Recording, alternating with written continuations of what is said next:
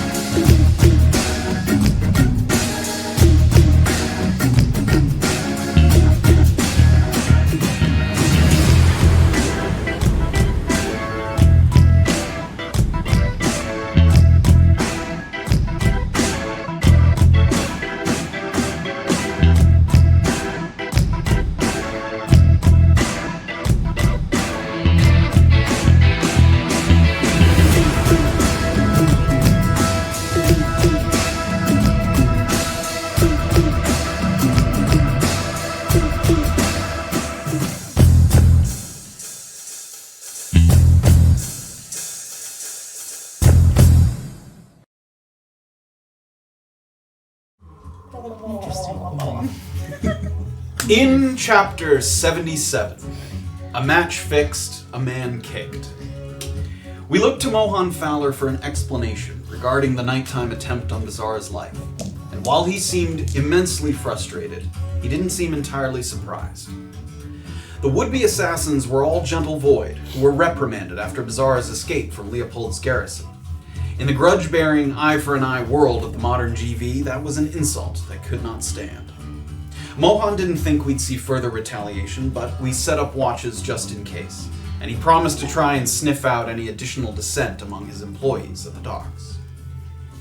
A late night was coming to a close in Naupa as well, with the party returning from assisting the Radiran elves, and we lingered just a moment longer to place a note beneath the West End Bridge to finally set a definitive meeting with whoever had been communicating through Gumari's giant grimoire. It wasn't the best night of sleep we've ever had, but we were happy to start a new day in Navikapura. And it didn't hurt that Soteria had arranged a special breakfast for us at the Upa Alehouse. The items of greater importance on our agenda seemed to be reserved for later in the day, but our morning plans consisted of a pair of rigged activities. After discussing some new leads with the always prodding Villapont Willoughby, Beezaura and Graven reported to the Tall Ports, where a rematch with Wilson Cleaver would restore his honor and simultaneously give us a window of opportunity to further utilize our PI. Beezaura was loath to paint herself as a poor pugilist, but she swallowed her pride and put on a good show that was as convincing as it was embarrassing. Graven followed suit, and we left the docks sore, wondering where we'd head next, while Villapont did his thing, listening to his little birdies. Another stacked deck was over at Boffin Estates, where Erland and Safira had arrived to race through a maze that they were already familiar with. The prize was nothing spectacular, but a little extra spending coin never hurt, and our monk was making good time, dashing from flag to flag, until he discovered the final banner was not in the same spot from the night before. While Erland searched, a scrawny man with a club emerged and demanded we give him all our gold, but he had grossly underestimated his mark, and Erland sent him tumbling to the ground with one ferocious kick to the head. Not missing a beat, Erland channeled his key to make a hasty exit, and we argued with Mr. Boffin and his assistant Ned over whether this pathetic ambush had been planned from the start. We left not knowing whether we'd get the prize we were promised, and there was a pang of guilt as it dawned on Erland that he may have killed the thief. But without seeing the body, it was impossible to know for sure. So it was to other business for the day. As all this was going on, Orba made a trip back to Nakuzi, learning along the way that the underground Steederway was nearing completion, and also that Llewellyn Hoggs had been asking around about us after we left. It was something to consider for when we all met up back in Nagarwis, but for now, Orba's interest was in commissioning a tattoo from the artist Butez, who we'd met yesterday on the road. While she was there, she recognized one design in his sketchbook as the same that was seen between Roy's toes, Leto's husband that had become mixed up in the world of Mycrawl. Despite picking up some clues that Butez wasn't being entirely honest about the tattoo's meaning, Orba didn't want to press the issue too hard just yet, and she described in detail a beautiful flower tattoo that she planned to get on the back of her hand.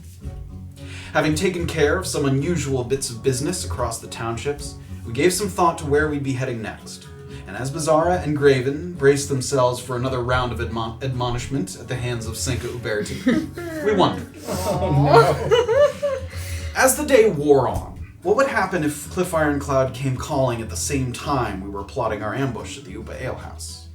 What was Safira prepared to do if she saw Erland heading to a second location with the person or people who'd been writing through GGG? And what would Graven and Beezaura be reduced to? And boy, I'm just Nailed it. Should we sign off?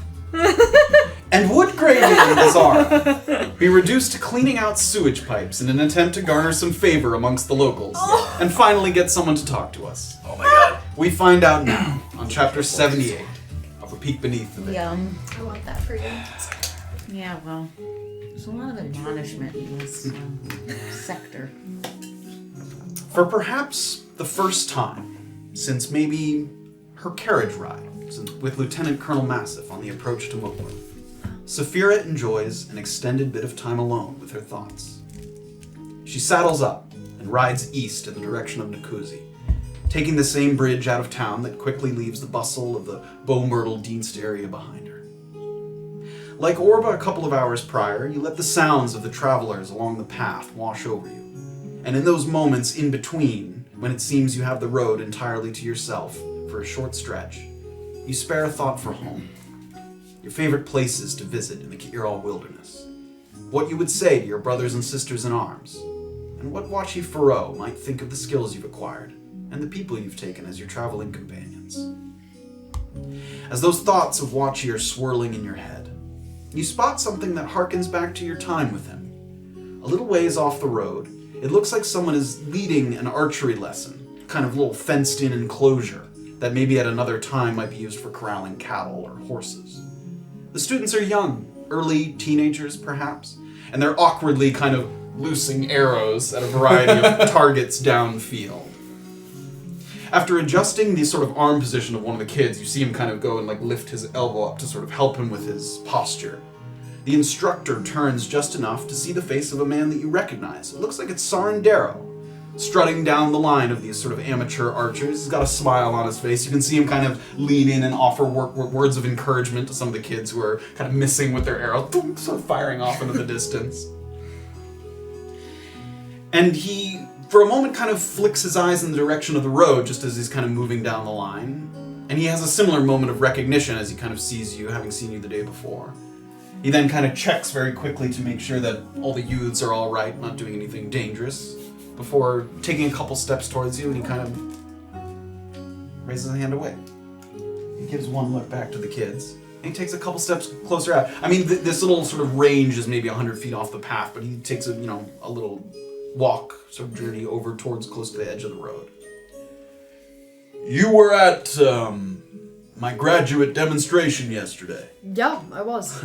Attending with a friend of yours, I believe. Yep. Yeah. He signed up for the interest list for my toughness program. Yeah, he did. He told me that. Yeah. If I'm not mistaken, and I don't mean anything by it, I don't think you put your name down. No, I didn't. Nothing there that caught your interest, or maybe just a matter of time, which I can understand. Mostly a matter of time, yeah. This I'm quite familiar with, but other things I might, need to learn. I'm not sure that will be accomplished on this trip, though. Everybody has their own time. Every couple of months I do a little basic training wilderness retreat with some of the kids in Avikapura. It's not much. You do a little archery, a little sword play. We camp overnight in the woods, hunt for food as we go. It's fun. I actually recognized you from a distance, not from the way you look, but because, and he kind of points sort of hitched to the side of the horse there, you carry two bows, short and a long. It's sort of unusual. Most favor one or the other. Yeah, well, one of them is sort of unusual. And the way you ride, the way you carry yourself, if I had to hazard a guess, I'd say you're ex-military. All good posture. Ex-ballerina, maybe. Possible. I once, he gives one kind of look back to kids, make sure nothing's happening back there. I once trained with an older gentleman. He was a ranger, and he carried two bows just like that. He served in the Bloodhawk Infantry Division in Ki'Iral, and he shared my passion for weapon craft. We'd swap techniques and spar occasionally. I think fondly back on those times. Yeah. Sounds like a nice guy.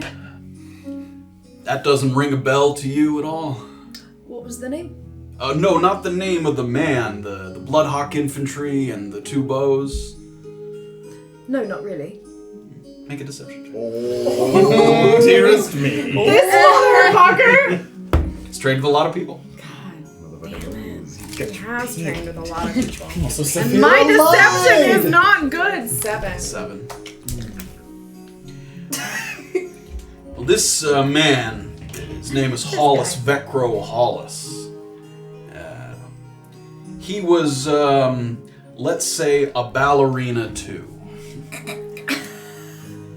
One thing that he had that I could never replicate, and I'm admittedly jealous about it, he had a very strong spiritual connection to one of the bows that he had. Wild Ordnance, he called it. No matter how many hours I spent trying to get in touch with nature or my spirituality, I couldn't get the sword to grant me the shape-shifting capabilities that he had access to. It was really a marvel, something to behold. Still, we experimented a lot, and we discovered something interesting. While the Wild Ordnance served as a vessel for the spirits within it, the spirits weren't bound to that particular weapon, and with a bearer that they trusted, they could be coaxed into inhabiting a different weapon. Vecro was able to save himself the trouble of carrying 2 bows, and then just kept the one that he preferred. That's nice. He thought so. Cool. The spirits that inhabited his weapon of choice, it also seemed to strengthen their bond. He was able to shapeshift more frequently, and we found some other useful techniques that this sort of strength and bond had unlocked. One was Vecro had a particular difficulty with his bow that after he'd shifted forms, once it had come to an end, he was in a compromised position. But we worked on a way to make the use of the form less risky. So are you making a proposal to me here? Because I haven't heard the proposal bit. Oh, I'm just an old man telling tales, I guess. I'd like to hear the proposal, is what I'm saying. Make a persuasion check. So persuasive. What are you talking about? Tell me. Natural 20! Wow. I stand corrected. I've got the kids today and through the night, but maybe tomorrow or the day after, you could come by my training grounds, and maybe I could show you what Vecro and I talked about, if it interested you, and if it had any bearing on your life as a ranger. I would definitely be interested, yeah. So I should meet you here? No, my grounds that you were at yesterday. Oh, right. Okay. And you said tomorrow because you've got the kids today. Yeah. Yeah, right. I'd like to hear. Just if it suits your fancy, I guess. It does suit my fancy, yeah. Good to know. And give me a history check as well. Come on. Oh, baby. Here we go. What the hell is... Oh, I got a +1. 19. Here we go, 6. Here we go. The name Vecro Hollis also rings a bell. You've never met the man, but from as a little girl reading history books specifically about the Bloodhawk Infantry Division, of which Wachi Furo was a member of, one of the other men in the infantry division was Vecro Hollis. You've definitely heard the name before, so it doesn't seem like Would he recognize me if I... No, you've never met him I've never personally. seen Yeah. him. Okay. As far as you don't. Okay. Maybe before you go, you could put on a show for the kids. Yeah, sure. Come on, I'll show you something. And I'm gonna kind of straighten up. Hop off the horse a little bit. grabs the This bow. guy does have my He number. goes over to the kids and he goes, all right, everybody, bows down, unnock your arrows, take them out.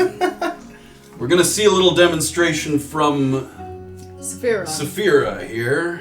It's a ranger, and I normally save this for my demonstration, but I'm not as good at it. And he reaches into kind of a bag, and he has these kind of, like, almost like plates. They're like little discs, and they have drawings of birds on them. Okay. So there's like frisbee shaped. Oh yeah. And he sort of takes them out.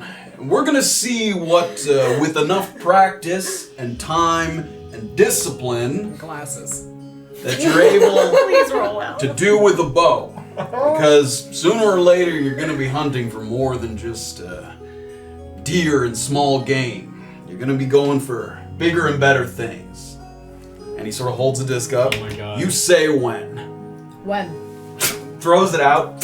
Give me an attack roll. Yes, here Don't it is. embarrass yourself I'm in so front of scared. these kids. Oh, I'm not going to. Oh, here we go. 23. They can't see me doing the 23. simple math, damn it. Throws the sort of bird frisbee. You see it kind of go out. It's very light. It kind of rises in the air, and as it gets just to its apex, Safira tracks it with her bow and looses the arrow, and it like breaks into 2 pieces, and all the kids are and a bunch of clapping sort of comes out. And Safira will kind of do like a little. Well done, well done. So you see that? Tell them what it means. Tell them discipline is the key. Discipline is the key. You hear that? And he sort of touches one of the kids. You hear that, John? I'm sure he knows what he's One of talking the about, but I would say listen to yourself, listen to your breathing. Keep yourself steady. It's all good advice. And maybe later on, after our retreat, Safira can grace us with her presence later and we'll do a little something else. Everyone thanks Safira. Thank you, Safira. Sorry. I'll see you tomorrow, hopefully. See you Enjoy your tomorrow. I ride. just think everyone's so fun. Have a good rest of your day. And I'm gonna kind of give the kids another little They wave. give you a wave. Some kids are already some kids are like, one goes over to grab one of the discs and like tosses it in the air. And a couple arrows sort of into the air. So you hop back on your horse. You have a moment here to kind of ride. If you had turned into a tortoise in the teacher air, in the would you have blood. just fallen 50 feet? It does have to be a creature. That would be kind of cool. Watch this, kids. Can't hit them.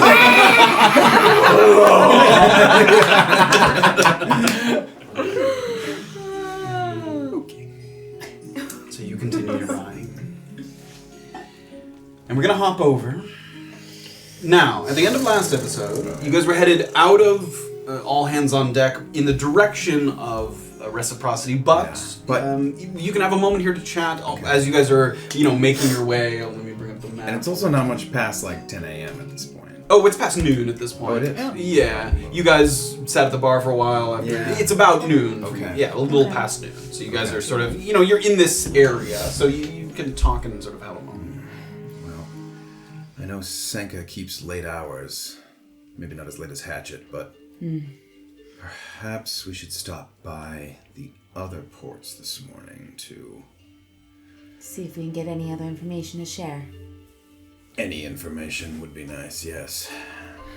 I would hate to return to her empty-handed with anything, so it would Hopefully... be helpful to get at least some answer to give her, or some sort of lead. Yes. Hopefully Mohan's name still means something.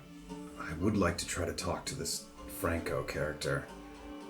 I think so. I mean, it wasn't really Mohan who they were after, it was me. What do you say we ingratiate ourselves with the custodian of the short ports? And then we can ask them where we can find some of these people.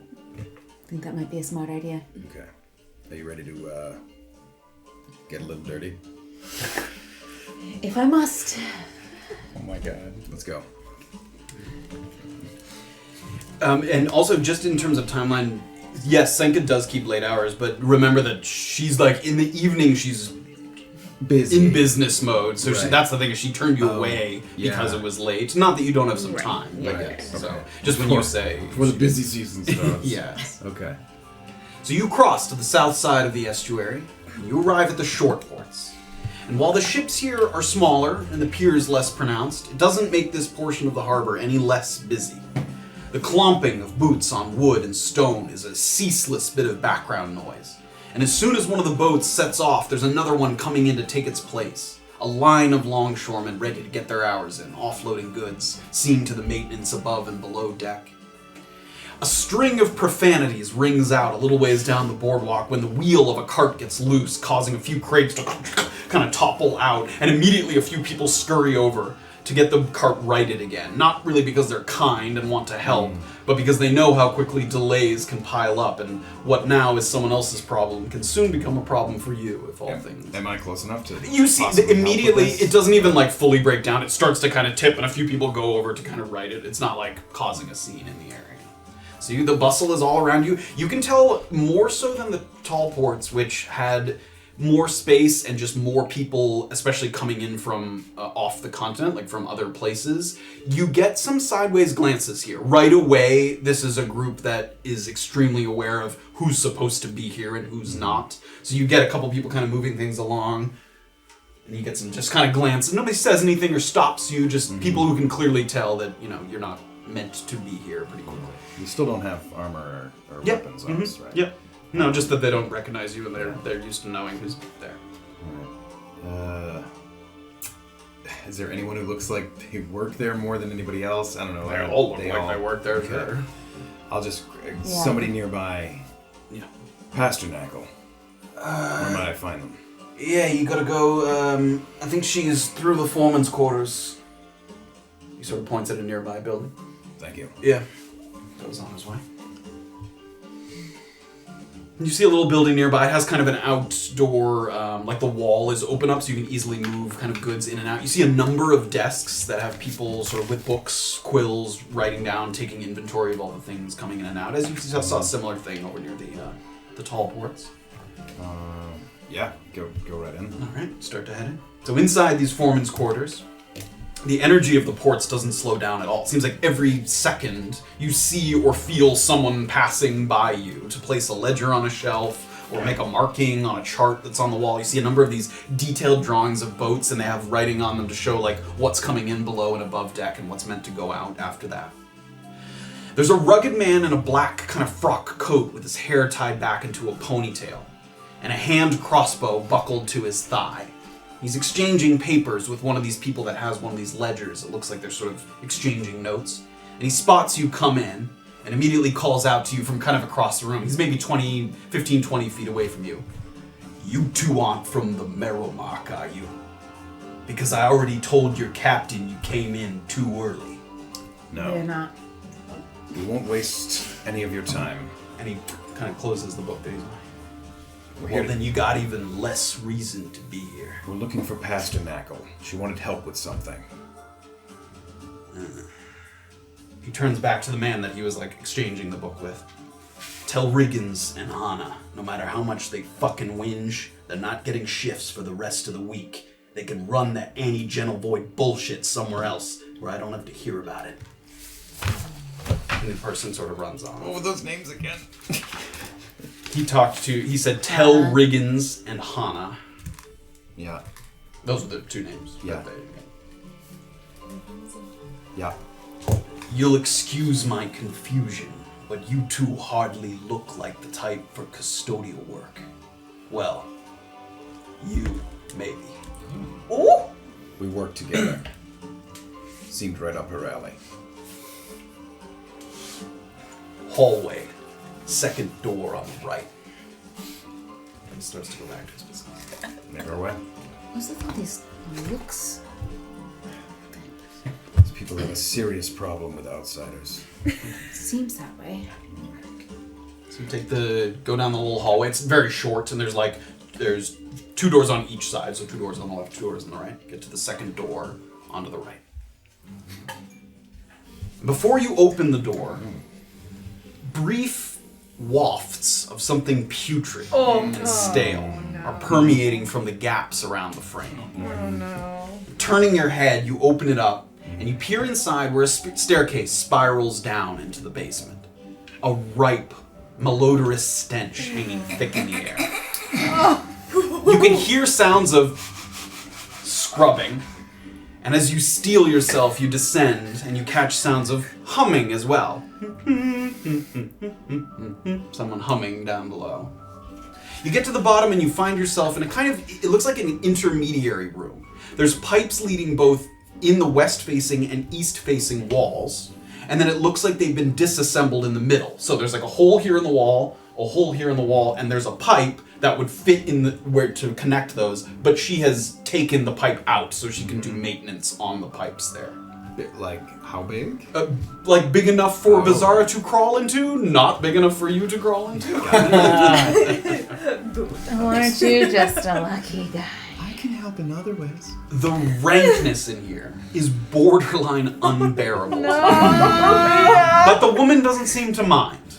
And you reach the bottom, she turns to stare at you with these almost cartoonishly large eyes. And she's got smudges on her face that you hope are dirt, but you know deep down are perhaps something more organic in nature. And she sort of sits up with her scrub brush, and she looks at you as you're descending the staircase. Oh, you don't have to hurt me. I told Arenado I'd go back in myself if we couldn't find someone to do it. We're not here to hurt you. We're here to hopefully help. Yes, we're here to help. Oh, that's much better news than I thought you were going to give me. So you're here to clean the pipe? Tell us the nature of the problem. What does the cleaning entail exactly? Well, the sewage system of Wampiranina wasn't built to handle the kind of volume that it's experiencing now. The population here is exploding. Most of the time the blockages are somewhere where I can get at. But there's a pipe that comes all the way from what used to be the Broken Crown station in Fangle. They've since moved, and I don't think anyone's moved into that building yet. But somehow the pipe coming in there is clogged. The blockage causes gases to build up, putting pressure on the other pipes. And I'm worried that if it keeps up, we're going to have a breakdown of the sewer system. And worst of all, I'll be blamed for it. Oh no. That sounds awful. I think just because of the length of the pipe, they tried to save money by making it smaller. And what do you have to do exactly to declog the pipes? Well, it depends on what it is. Like I said, I can't get all the way in there. Right. This is a long pipe. Yes, it's a very long pipe. How long? Well, it goes all the way to the Broken Crown station in Fangle. Here. That's over there. And how I can much give of you it my do you dung think knife. It's like a knife that has like a hooked end on it that you could use to like peck at a clogged surface of some kind. and when one would pick at the clog, I guess, all of the residue just washes down the pipe to where? I suppose, like I said, we don't know exactly what's causing the blockage. So anything could just go through. I guess, yeah. Bizarre. Yes. We could always have a bath afterwards. We? You could always have a scrub. I understand. Multiple, that probably. this is not what you signed up for, but I don't think there's any trick to it. You just head west through the pipe till you find a blockage and you break it up. However you can. And you would need someone pretty small, I guess. I tried, but you only get so far. what would you say was the most notable thing you've ever found blocking the pipes? A notable thing? Something that you really didn't think should have been there. Maybe a dead animal once. And, the smell right now, is that because of this clog? No, I think that's how they always smell. And this one would probably be a bit worse. It's possible. Like I said, I don't know what's clogging it. Right. Bizarre. Well, I would be willing to try my hand at the clog. That would be great. If for any reason it's any worse than just a smell and you end up, Passing out? poisoned in some way, I can help you. So just know that. Great. I will Thank say you. I do have to scrub out one of the pipes that deposits into the east bank. They didn't make it steep enough, so the shit piles up. I have to take care of that before it becomes a problem. So could you just come back a little later today, maybe a couple of hours? You don't need us right now. Well, no, I have to scrape out that poop on my own. And then you can come back and do this one. I just can't leave you alone. This isn't something we could do on our own. Well, I'm not authorized to leave someone in here without being supervised. Somebody checks on whether there's people in the poo pipes. Well, if someone got stuck in the pipe and I didn't know that they got stuck, then I could get in trouble for that. But wouldn't you know that I'm in the pipe? Well, but if I'm working on the poop, then I won't know. We are very credible. Well suited for this. I'm very strong. I think you can trust us to do it on our own and we won't hurt your reputation. That's great. Could you come back in a couple of hours? Sure. Could I have my dung knife back? Of course. And she kind of picks off a little sort of spot on her face. While we're waiting, is the short ports here where we would find the likes of McKenna and Franco? Was McKenna not the one who sent you in? Oh! Possibly. What about the other one? What was the other one? Palomar Franco. No, Palomar works at the tall ports. Of course. All right. 2 hours. That sounds good. I should have it done by then unless it's bad. Best of luck to you. Thank you. We'll see you in a bit. I'll see you then. Wait, is this something we could help you with now to make it quicker? Well, it's just moving poo. She seems stubborn. I don't know. She seems to be. You can tell that she's given certain duties that she's expected to perform, and also that based on her interaction about the pipe as well, like she was authorized to seek out help for this, and that's why she can. That she's like she's afraid of stepping on people's toes. Okay, we will be back in about 2 hours. And she goes back to the floor. I guess McKenna was the one who... Yes, he's probably right there in the other room. He seems like a busy person. Well, so are we. What I'm saying is, I don't know what we could ask him right now that he'd be willing to talk to us about. I guess. He's not going to talk to us about magnet extract or missing people in the middle of his workday. True. And Palomar's not even here. No, of course he's not. I also say, I think Mohan told you that Palomar wasn't even working today. When you spoke to him, he said he would talk to Palomar, but that he wasn't working today, which is why you wouldn't be able to see him at the docks. Yes. Yeah. Should we just take our hand at Sanka? Try the reciprocity again. And even if we have to maybe fib some things that we may know? Ooh. Just... Maybe. Oh. We have ideas. Sure. Just make me look good, Graven. Yeah. Maybe we can look for a clothespin for your nose. Oh, God. I think anything would help, but also I don't think anything would help. I have light and mending magic, but not purging of scents or anything like that. I'm sorry. It's okay. I appreciate what you've offered, but looks like I'll just have to bear it. All right. Let's go. Alright, you guys start to head in that direction. Whoa. A confusing morning has left Erland walking back to the Upa Ale House in a muddled state. What was supposed to be an easy grift turned into an ill-conceived robbery. What was supposed to be a warning kick turned into a brutal roundhouse. Both following what was supposed to be a quiet night to clear your head with an extra drink that turned into a rescue mission. And yet another reminder that your debts seem to pile up and follow you wherever you go.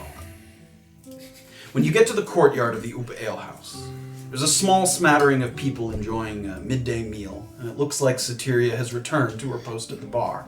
Though you spot the young man that had taken over in the morning that you spoke to briefly, he's seen to other duties. Specifically, looks like he's hanging some decorations around the perimeter of the amphitheater, possibly in, preparation of tonight's performance by Burmese Yord. So you come here and, at this sort of just past noon hour, there are people grabbing lunch, having a bite to eat, having a drink, so there's people around. It's not empty. I'm going to sort of walk sort of past the crowd, past the bar, and stop and sort of go back to the bar and sort of get Soteria's attention. Sure, yeah. It looks like she was in the middle of serving someone else, but she sees you immediately. She kind of leans over on the bar. Someone had a busy night? Yeah, just wanted to thank you for breakfast. Very good. I suppose I should be thanking you. For helping the elves. Are you Ridiran? Are you... No. Like I said, there's people who need protection from all the bullshit. Sure, but what's your investment in this other than some vague sense of protection? There's lots of people here in town who I'm sure also deal with a lot of bullshit. This is my cause. Do you have one? Sure. Sure I do. She doesn't ask, she doesn't pursue the issue. Just the Ridiran elves or sort of forgotten elves around the land? No, I have an interest in all of the sort of isolated elven communities. The Ridirans have been in need of help more so than others recently. I suppose that's true. The Ackley elves hold their own, sort of by themselves. Yes. Are there any other sort of pockets that I might not know about? Yes. I think is she fully elven or is she half elven? She's fully elven. Yes. And let me look back really quick. I believe she mentioned this before, just when you overheard her talking. I think when you first came to the Upa Ale House. Yeah. The Citravada elves, the Citravadas as well, a protected community. They live in the Waning Woods, very northernmost end of Antisuya. We haven't heard the Waning Woods yet, have we? No, it's the first time. Would I know, if she said the northern end, would I need to clarify roughly where that is? Or? If you looked at a map, there's a large woods at the northern tip of Antisuya that you would know. What's their story? Where have they been pushed out of? Not yet, but there's a tree in their forest called the God Tree, and the Citravadas have a very high concentration of clerics. The gods seem to bless these elves.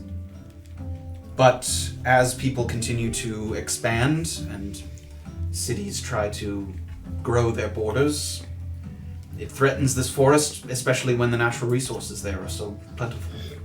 But still, for the moment, they are up above the mountain range, so it's difficult to get there. Well, I've never been even remotely close to them. Have you ever been? No, not the Citravad, not the Waning Woods, no. How did the Ridirans know to... I'll switch to Erland for this. I'll say, how did the Ridirans know to contact you?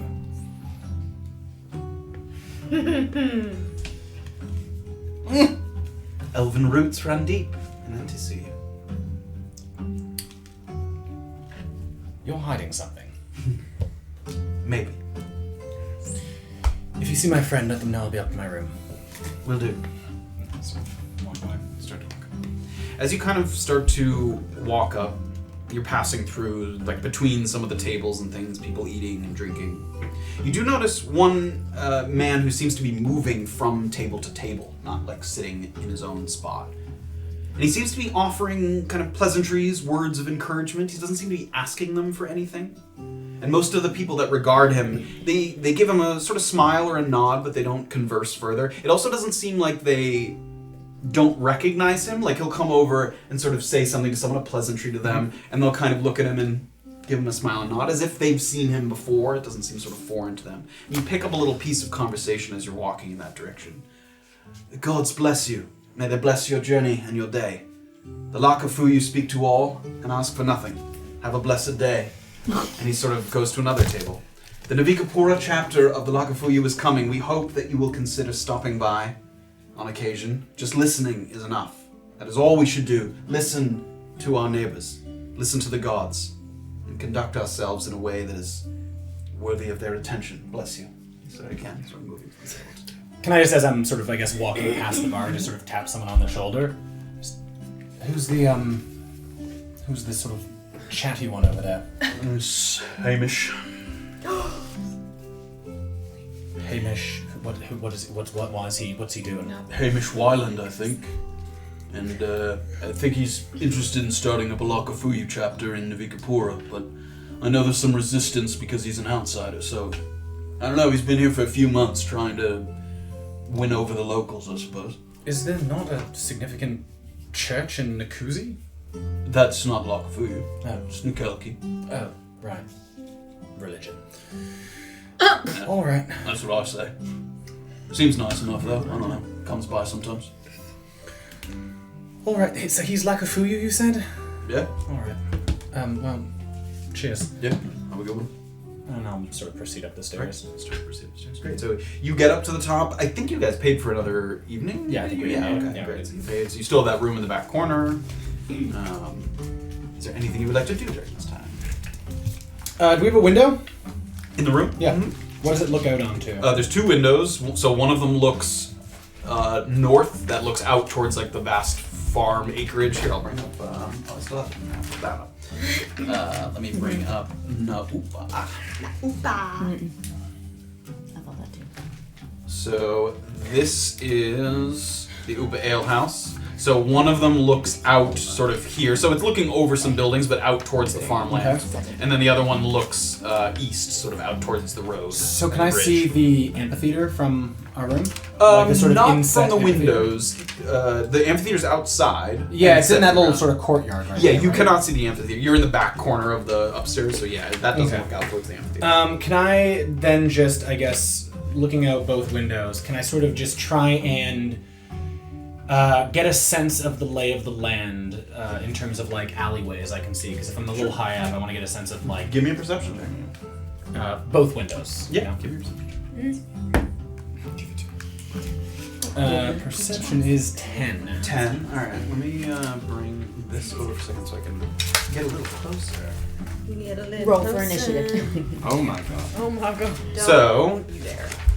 from the Upa Ale House looking out, you are able to see that like there's some packed houses along this little row here, and you can see this little area in the middle. So there is like a sort of conjoined backyard of a number of houses. They share this backyard all together. You And can that see looks some- residential? These are mostly residential, yeah, Okay. all these houses here. As you get closer to the farms, it's residential, but also some barns, fenced-in areas, sort of animals.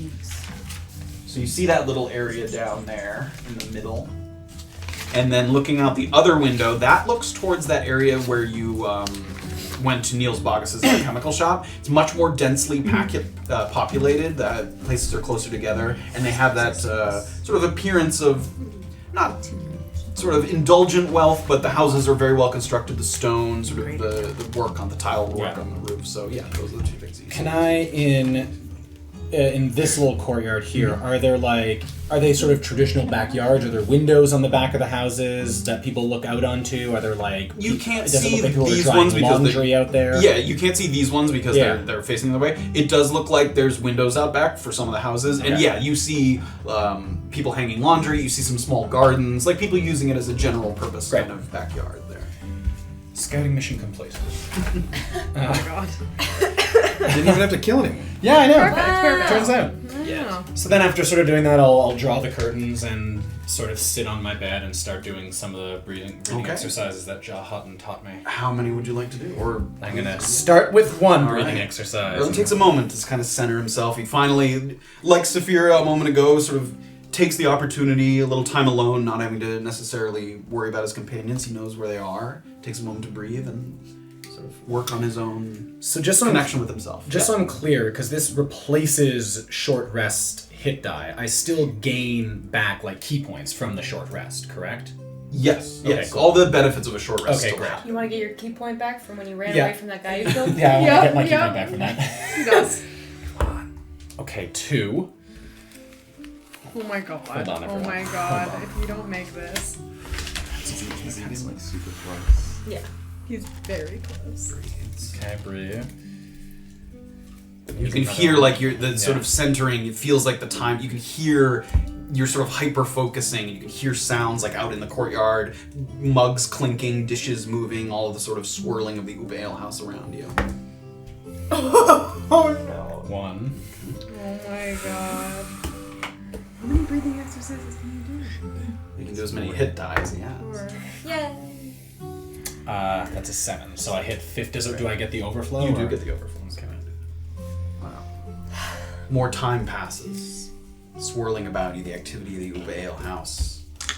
And as you breathe, you can feel once again that kind of, just like every time you use one of your sepsis abilities, you feel that kind of almost sort of thick blood, like something moving through you that's sort of an unfamiliar host of the body.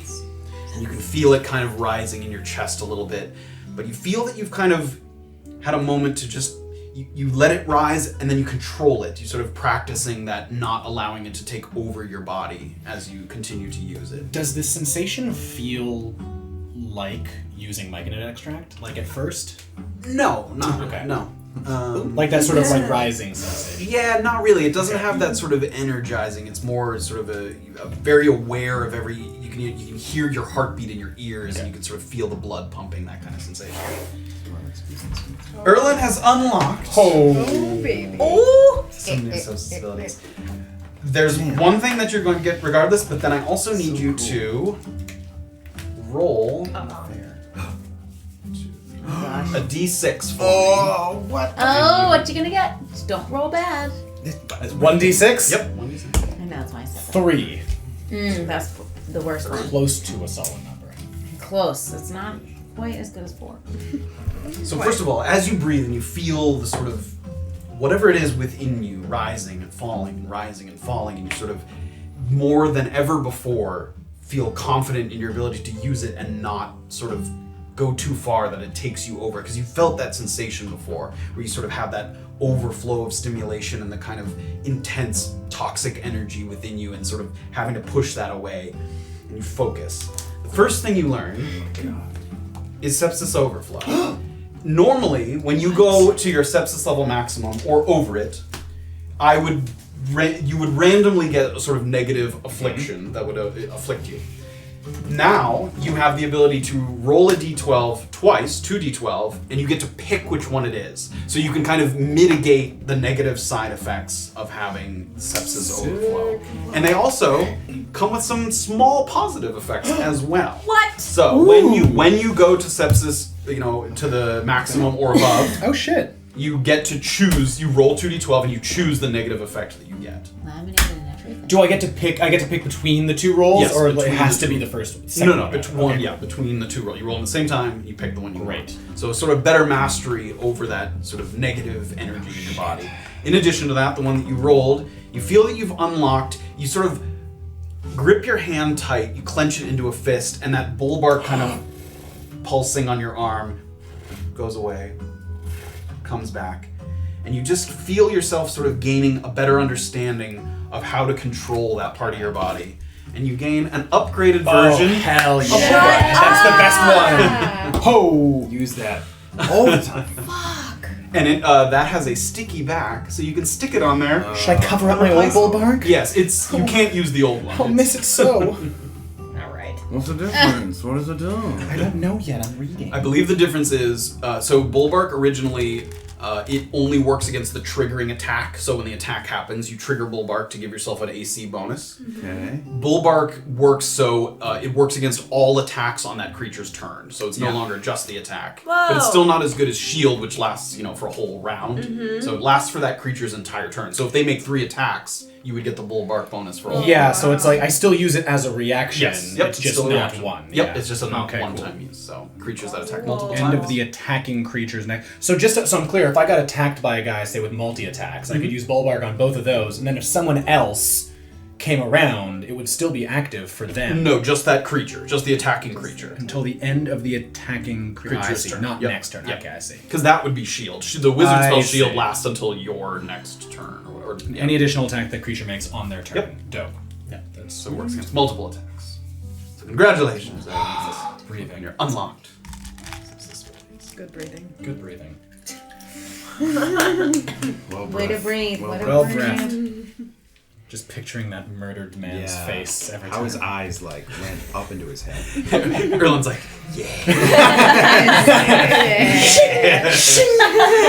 you unlock a furious kick. I'm gonna get my fucking gold. No.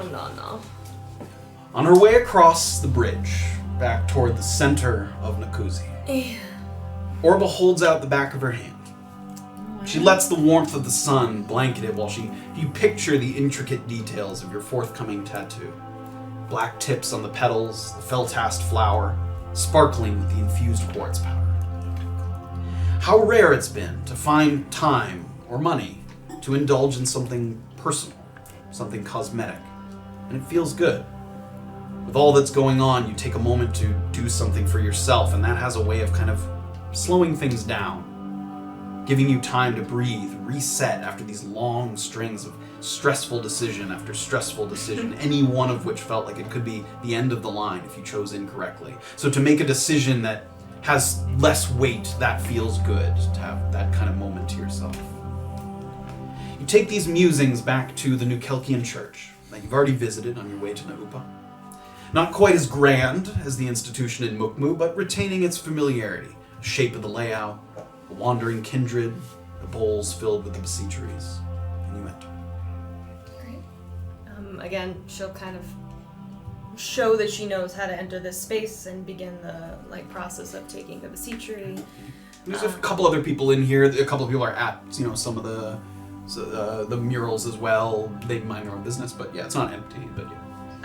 Are there actually people who are clearly helping, not kindred, the other kind of the people who aren't familiar with the process? They're That usually, is kindred. Oh, that is kindred. Are there The people that kindred are with it, yeah. helping out kindred, or just people that I can talk to? No, the that kindred of are the church? people of the church that help people. Sorry, got it. What are you yes, looking I'm for? looking for those people. Yeah, sort of robed, the Yeah. church sort of attendants. Yeah, the kindred. Yep. Yeah, can I just approach one that doesn't seem busy? Sure, yeah, I mean, you start to look around, and there's enough of them around that immediately they're always in a position to possibly help or explain, and you see one, as soon as you start to look around, sort of approach you, because he can tell that you're sort of looking for someone. Good afternoon. Good afternoon. Hi. What can I help you with? Oh, I was just curious. I'm actually from the south, so I saw the New Kelki church in Mukmu, Oh, and I this is my second church that I've ever been to. welcome. Are you kindred or a band? Kindred. Excellent. We're Yes. so glad to have you. Thank you. I just wasn't sure how long has the church been here. It's been here for a very long time, before I came, yes. Did you come from another church, or? No, I just used to live in Uranchupa, and now I'm here. Oh, wonderful. No church there. I don't. recall. Not a proper one, no, but plenty of worshippers of New Kelkian gods. Lovely. Are there any? This might sound silly, but social gatherings at the church at all, or? Not exactly, no. We do have people who come seeking guidance or looking for advice, small groups that come to pray as a group, but not really organized in that way, no. Fascinating. I was just curious. Just new here. Yes, do you know how to light the beseechery? I do, yes. Excellent. I've gotten quite good at it. Oh, I won't stop you then. Wonderful. Thank you. I appreciate it. Thank you. So Orba will go and start walking through the, Walking around the perimeter where the little arches, you pass by the gods. Once again, sort of, you're familiar with the order at this point. Aya, god of death, Rima, promises, Kuya, Yachike, Lacarpe, and Alanyachi. Are you stopping at one in particular? I'm going to stop at Aya. Okay, the god of death, first one. So you get there. There is no one there at that one, so the first one there. Stop there, the god of death. You look up, sort of beautiful painted portrait on the wall. So Orba's going to light the beseechery. Place it at the bowl there. Smoke rises. I'm told that your kind were the ones who chose me for this job. Thank you. And any further help would be appreciated. Give me religion. Are you in Reaper form right now? No, all that was she's not. shit. Oh, They're like, religion's "We don't know plus you." 4. She's Norba. 7. 7. I mean, you feel sort of a comforting feeling, like just even if you're not sure, what's being heard or what isn't, the act of it sort of centers you. You sort of have that sensation of feeling like you came here and you sort of allowed it to focus your thoughts. You sort of stare up at the portrait, take a moment to kind of let the fumes of the beseachery kind of crackle a little bit and smoke. And as you're sort of standing there, you can hear some sort of quiet, sort of tentative footsteps on your right, sort of further along. So you started on the left, moving around. So he's further on your right. You don't see right away who it is, but you hear some sort of quiet footsteps. So it seems like he's coming from the next one over, which would be Rima, the god of promises. So there might have been someone there at that station. Mm-hmm. He's moving towards you a little bit, and you feel a little tap on your shoulder. You turn.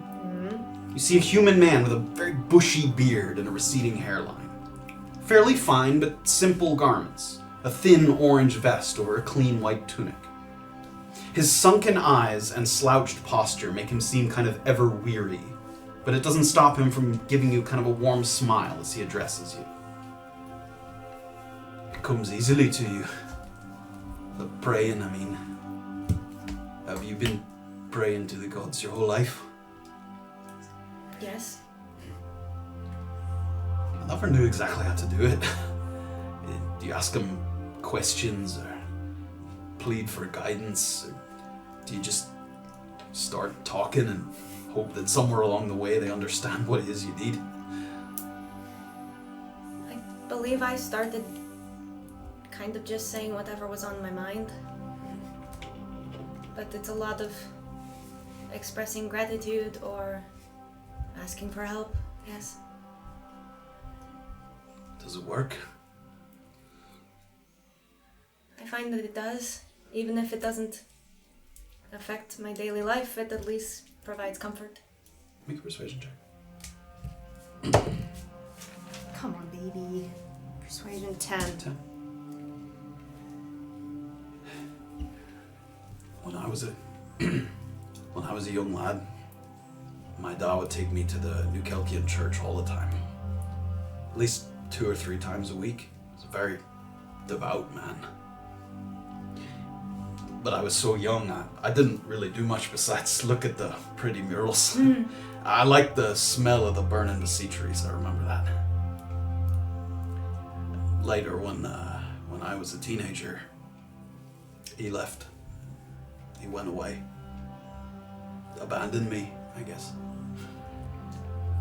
And I was so mad at him. Yeah, I stopped going to the church because I felt like, I don't know, like that was him winning, like he left, but I was still doing what he wanted me to do. Anyway, I did okay for myself. I have a good job, a real good job, better than any job he ever had, in terms of pay anyway.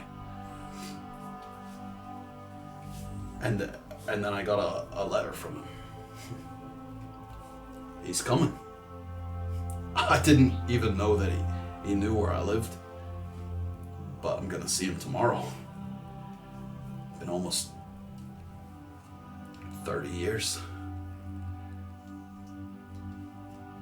What do you say to a man like that? That's why I come here, look for guidance.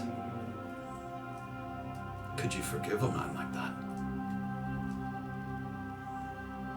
Could you? I don't know. I want to. He's my pa. If someone did something like that to you, could you forgive him?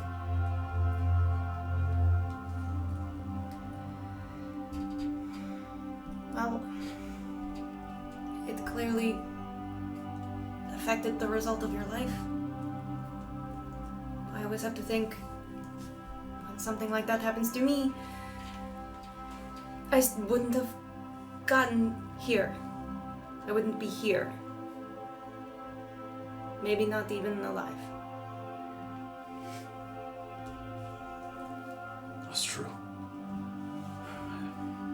That's not to say it is to his credit that you've gotten this far. It's yours. It's also true. I don't even know what to say to him. I don't even know why he's here. It's possible he has something to say to you. Maybe you just listen first. That's good advice. I'm a pretty good listener, yeah. My name's Raylan. Raylan? It's nice to meet you. I'm Orba. Nice to meet you.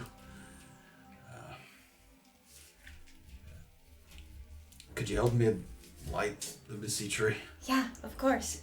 She'll... He walks back over to Rima, station the guy that promises. Sort of the little spot there with the bowl. So you just take the char cloth and you place it in the bowl. Mm-hmm. You just Give it the light. You don't do anything special. I don't have to say a word or a prayer or nothing. Nope.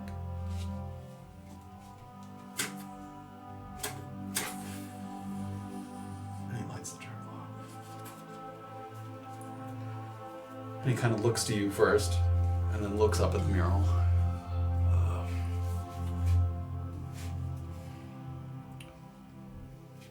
I just don't know what the fuck. I don't know what to tell him. I'm so mad still. I hate him, but I don't know if I still do.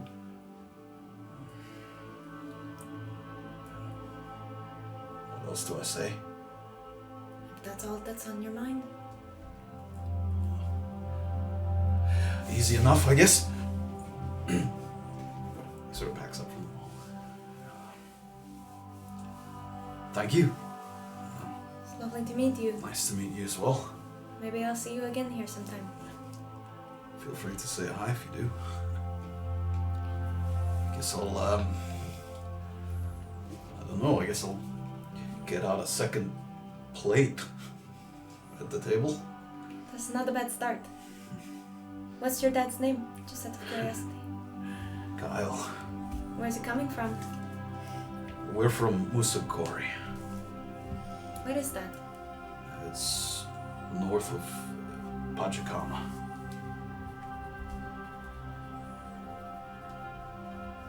It's a long way.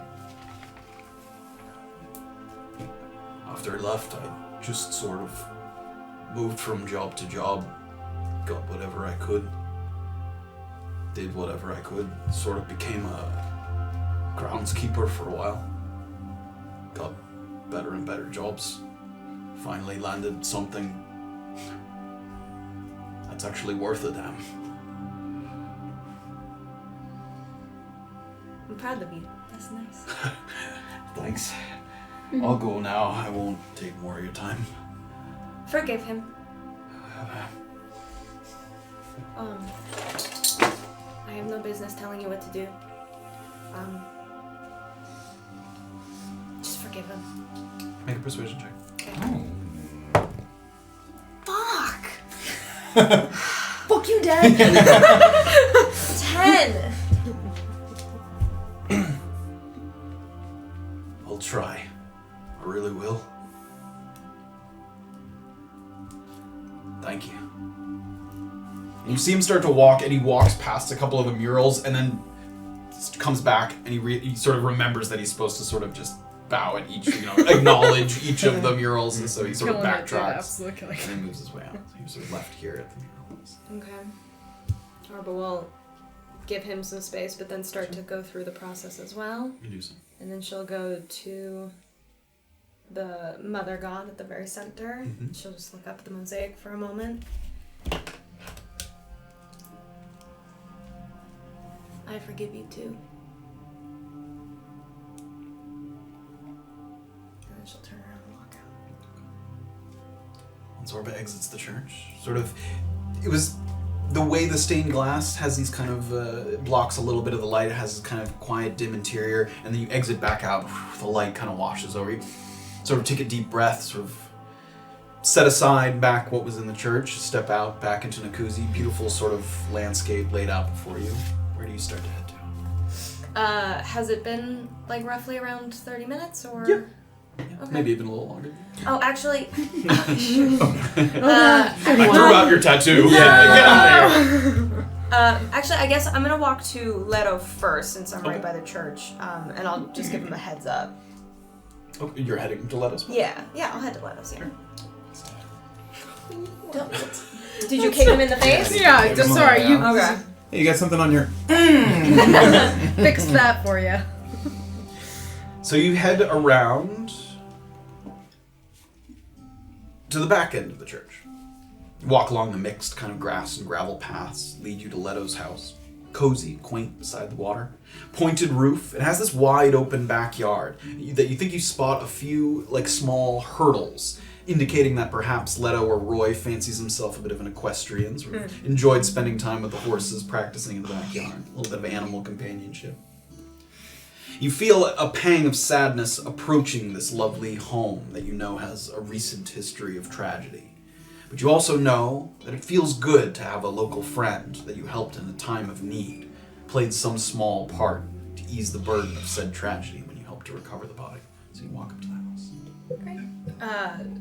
Just judging from the windows and the curtains, does it seem like anybody's home? Give me a or- perception check.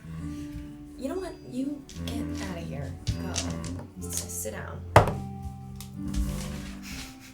9. 9. The curtains are mostly drawn and you don't see any particular indication of someone home, but that doesn't necessarily mean there isn't. All right, I'll give it a whirl. I'll go ahead and give it a knock. Go. Wait for a moment. You kind of look up and you see one of the curtains that was drawn on the second floor kind of open up. And so the light pours in, and it looks like you can see Leto's face, sort of looking out, sort of blonde hair, the sun illuminating it.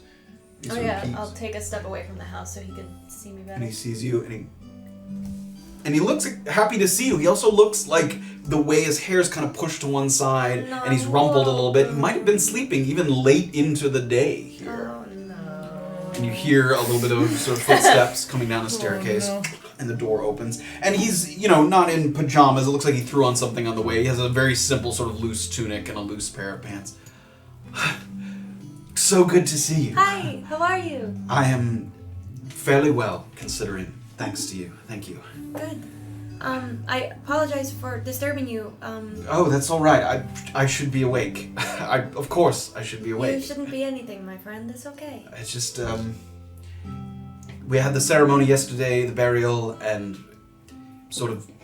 I stayed up with some friends and his parents. We reminisced a bit, and it got late. Well, that sounds lovely. I'm very happy for you that you did that. He sort of looks out. He seems surprised at how sort of late into the day it is past noon. He has 1 o'clock, 1:30 o'clock. Everyone's well? Yes, everybody's fantastic. Two of your friends came by. Yes. Yesterday. Yes, well, I know they had said that we might meet you, in Wamparani tonight. Yes. But, change of plans have kind of locked us into Naupa for the rest of the day. That's fine. But we wanted to invite you to have maybe some, late lunch or something with us at the ale house, if you are so available. I would love that. Yeah? Yes. Such a nice word. Give me Naupa's closer, so that works for me. Let me just get dressed and. Oh my goodness, take your time. I'm actually going to get a tattoo. So. From Butez. Yes. I hear he does excellent work. Yes, I'm very excited. But it's going to be like a couple of hours of me there, so. Good. You are free to take your time. I believe there's some sort of a concert at the Upa Ale House tonight. Yes. Performance. Ms. Por- Premise Yord. Yeah, Yord. That's the name. Would you like to have a drink and that's watch all the show? We might be able to. Let's see what happens at lunch. All right. Our schedule has just been a little crazy. I completely understand. But I am very excited for the show. Yes, I was thinking of even, if it ended up we weren't meeting in Wamparani, I was thinking of going to the show, so. Oh, lovely. Well, of course, you are welcome to stay. But yes, would you care to meet me at Butez's and we can travel together, or we could just meet you there at your convenience. I don't know how long the tattoo will be. I'll meet you there. I think that would be easy. I might have to stop by the back of Saddle Blacksmith and just talk to Seesum for a moment. So that's fine. Oh, okay, got it. I had a question for you. Oh, I apologize for asking because it's the start to a new day, but It's all right. Roy. Yes. But he sailed at all? Or worked at the docks at all? Worked some at the docks. Yes. I don't know that he worked on the ships at all. We're originally. I don't know if Erland ever mentioned this. We're from Ernchupa originally, many years ago, and he worked at the docks there as well. So he has some experience as a longshoreman. But that wasn't his primary job here. He sort of ran the route from Leopold's. Yes. But he never, I suppose, like survived any kind of storms or anything in his livelihood. Gosh, if he did, he certainly didn't brag about it. I didn't hear of it. Okay, just wondering. Okay. Sorry, I hate to. No, that's all right. That's all right. I still haven't seen your other two friends. Are they all right as well? Yes, they are actually on the coast right now. They're just over in Wamprani. Yes. Oh, good. Yeah. So I hope they're making as much progress as we are. But yes, we're split up for the time being. Excellent. I'm glad that you all made it and that you're all in good health. You as well, my friend. So I'll see you there in Yes. a couple of hours or so. Wonderful. Yes, we'll see you soon. Excellent. Thank you for stopping by. Thank you for waking me up. I should be awake. You shouldn't be anything. I'll say it again. But we'll see you soon. Thank you. I'll see you soon. Okay. Close the door. Turn around and head to Butez. All right. Turn back around, head to Butez. And we head over to the south side of the river. Oh boy, baby. Once again, in Wamparani now.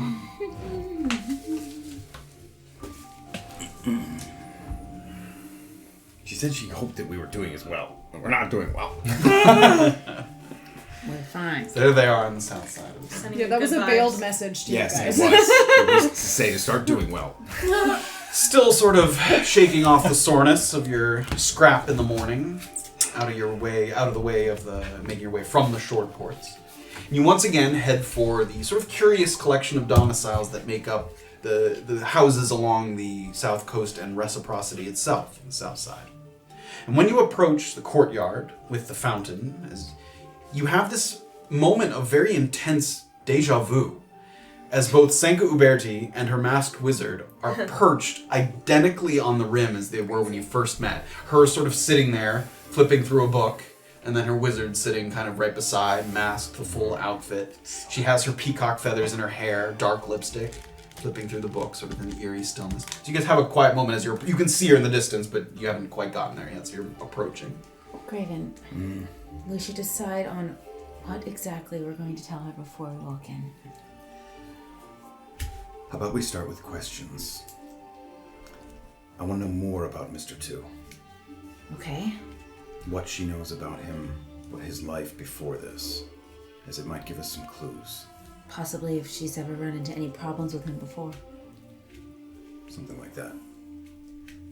What I'm getting at is that if these things are linked, if Mr. 2 is a suspect in this other case, I don't know, what does she know of his... Obviously, he's always been a magic user, but right. Was he a fighter of some kind? Is there some reason that he would have these skills? Mm-hmm. And tendencies, I guess. Yes. And yes, I do think it's wise that we share with her that it's possible that he could be a suspect. We don't say that he is. It's a road to go down. It's It what is. we're... It's a road And to go. I assume we will tell her about the conversation overheard it with Hatchet. Yes.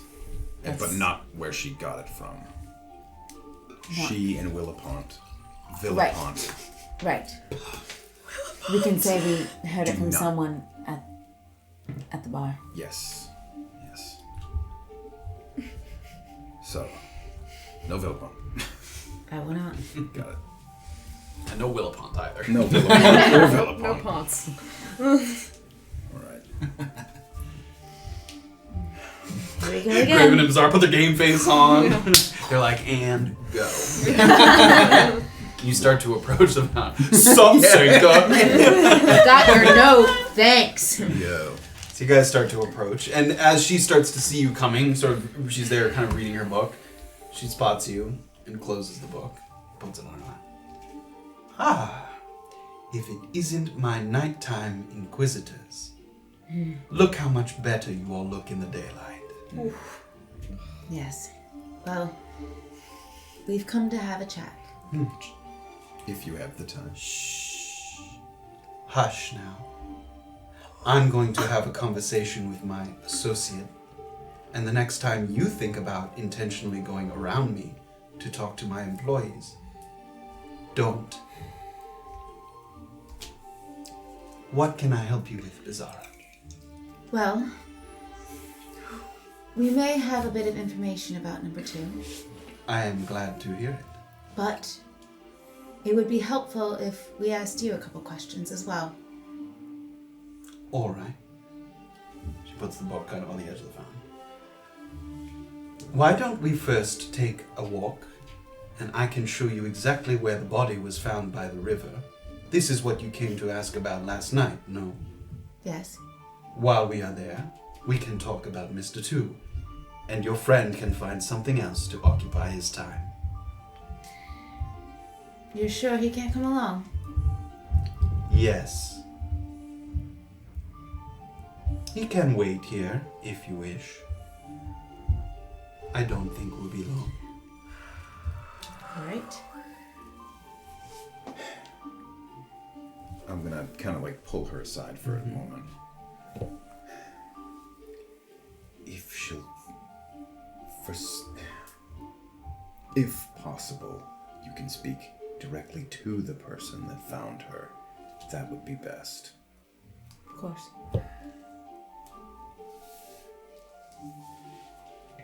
Good luck. Thank you.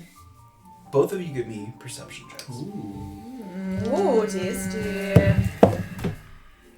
Oh, 15. 13. 13. Graven, as Beezaura starts to walk towards Senka, and Senka kind of gets up as if to lead her back around to the sort of rear portion of reciprocity. As you converse with her just in that brief moment, and again after she stands up, you notice that a couple of times now she's reached up to kind of touch a spot just on the left side of her neck, very tenderly, sort of gingerly, as if sore or uncomfortable.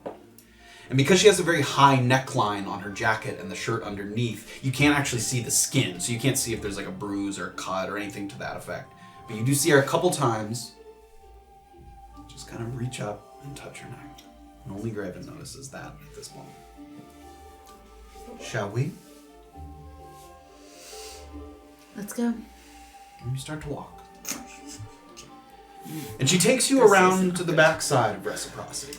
It doesn't have any particular distinction except for a very small kind of spiral outdoor staircase that leads to a room hanging off the rear of the building. It's perhaps either the living quarters of the indentured wizards or maybe Senka herself, although it's a little small, possibly some of the house staff, like the housekeepers and the woman that you met last night, sort of people running the grounds. Make no mistake, if we had not entered into an agreement, I wouldn't be speaking to you about this either. Not because there is anything to hide, but because I do not answer to you about anything. You have been granted some semblance of legitimacy, having been contracted by me, but your friend is a minnow, circling the ankles of his betters.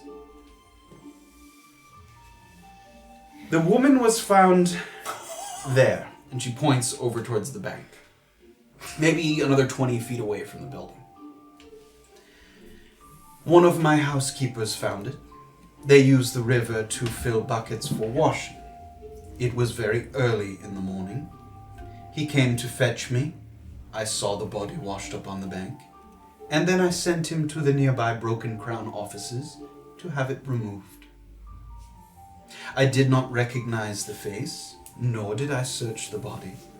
But I am told she had nothing on her person but an empty vial. Looked like a micro vial. This is how they came very quickly to the conclusion that she may have drifted down from the den. The Broken Crown took the body, took the vial, talked to my housekeeper, and left.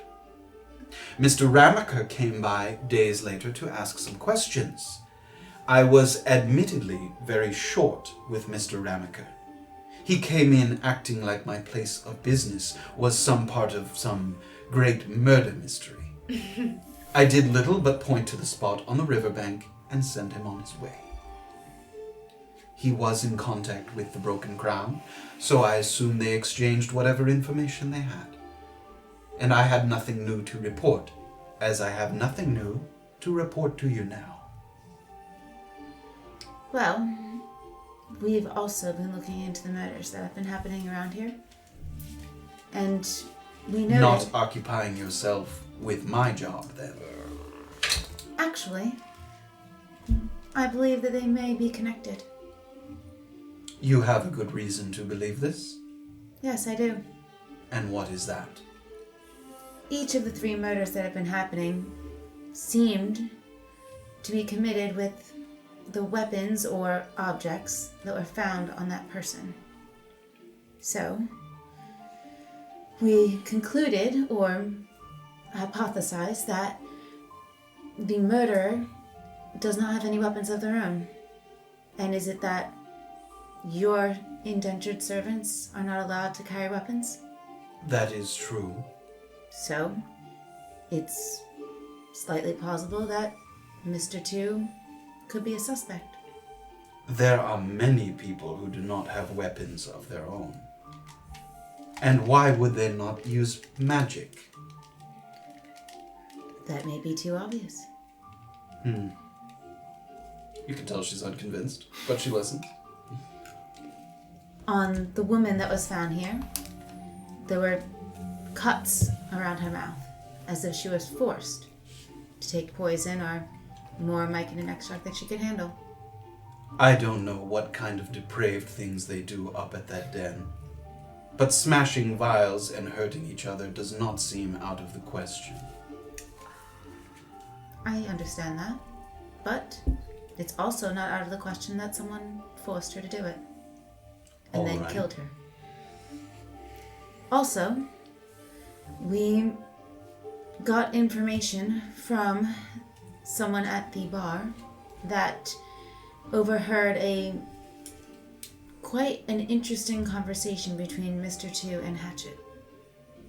He was asking him for a certain type of extract that is not very popular and was questioning him about why he wanted it. Mr. 2, that is. And he would not get it for him. So, I'm trying to figure out what exactly that conversation was about, and if maybe he's gone someplace else to get it. Not as much as I hoped, but not nothing, I suppose. Do you know anything about his past, Mr. 2? I told you I bought him in Dillasoon some time ago. Does he have any angry tendencies, or was he known to be a myconid user? Not to my knowledge. If I ever found out that he was using micro or myconid extract, that would be a problem. But it never came to that. And did you ever have a problem with him before? No.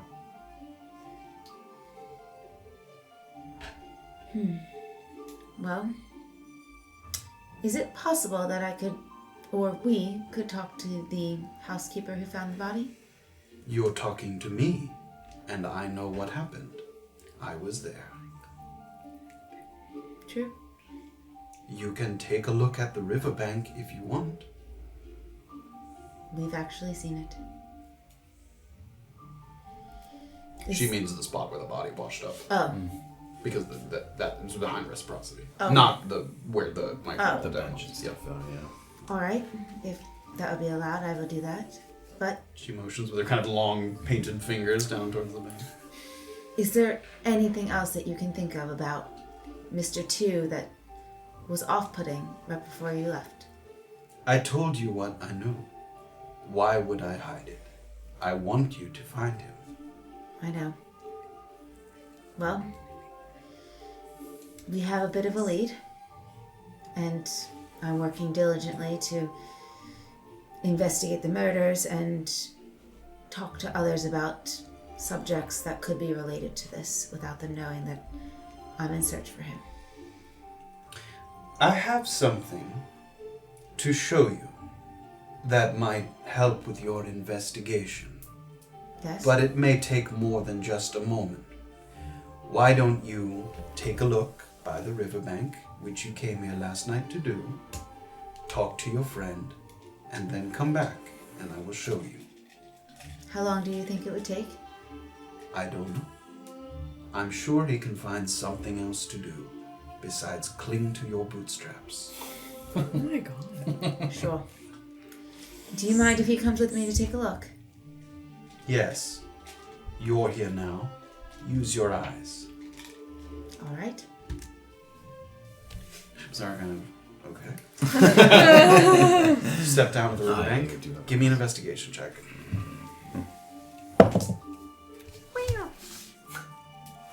18. 18. Okay. You take a look kind of along the bank here. And first of all, as you're sort of walking down, you don't know what you're expecting. It's been now 11 days since the body washed up on the shore. So if there was any kind of piece of clothing, blood, any kind of, stain, that easily could have washed away during this time. There isn't a ton to see. But you take a look down both ends of the river. You let your eyes kind of wander to across the river as well. And once again, you are here at Reciprocity. So as you're looking across, there's like a row of houses on the other bank, on the north bank of the river. And these buildings on the other side of the river, like Reciprocity, usually the back of the building is to the river. Like the main portion faces the other direction, so the back of it, there might be like a window or something, but you wouldn't just be like looking out in that direction unless you really had a reason to. Except for one house, which has a kind of back porch that has 2 rocking chairs on it that looks like someone might go out there to have a cup of tea, sort of just enjoy a conversation with a companion. This place right here, this very small little property right there on the corner. Third one. Yep. That one has like a large back porch with a couple of chairs. And as you're looking at it, it's, a little distance away. It might be a long shot, but it's possible that someone, if they had been out there in the morning enjoying a morning cup of tea, might have at least seen what was going on during this time, whether it was the body being discovered, maybe who discovered the body. They would have a vantage point of that. So that's what you kind of take note as you look out there. Great. And do I see anything on the grass or anything? No. Nothing. Okay. The third house in from the... Yeah, it's the one right on the... So it's like from the... Right if you're looking out, it's in from the right. If you're looking across the river, it's to your left, because you're looking out this way. Right. Yes. Okay. Wow, those... Wait. You are here. Yes. Looking this that's way. that way. So it is it's on your the left yeah. from there. From where you're looking. The first one to on the left from the vantage point. Yep. Got it. Okay. I am not good with directions on any day. Did Senka come back towards me or towards the building? No, she's just waiting. Oh, she's still there with her. She's not next to Beezaura, but she just kind of waited back toward the building. She ain't moving because she's holding. As soon as she comes around. Hey. He got you. No, Graven is back in the front courtyard where Mr. Making One is small like... talk with Mr. Well, One. yeah, he's But just, we'll how wait. far away from me? We'll come back in 1 second. So as Yeah, we finish I'm gonna your- just take note of that Okay. and then head back in. You wish to tell your friend and then return? Yes, please. Very well. And she sort of stands patiently and waits. So, Graven, you out front, you've been waiting here. So he was maybe, you stopped 15 feet away from the fountain where he's sitting. And she's kind of looking she's. Where is she? There are times when she's looking the other way. Where who's looking? Senka. Senka's not back here. Whoa! Oh, I can't even see them. They're like Yeah, they're behind the building. Yeah, they're the total other side of the building. Okay. Mr. One is dead. Yeah, there was this like Yeah. courtyard, like 3-walled courtyard with the fountain in the middle, and they went all the way around to the back side of the building, so they are out of sight completely. Okay.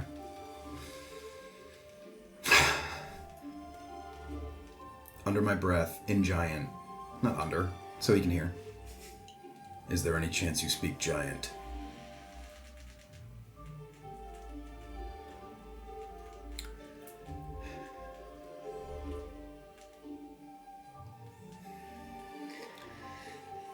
Would you hope that she would look for you the same way she is looking for Mr. 2? You see the head kind of drop a little bit.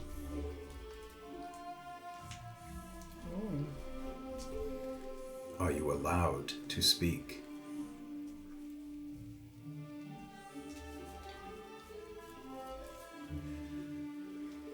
Do you know where Mr. 2 is?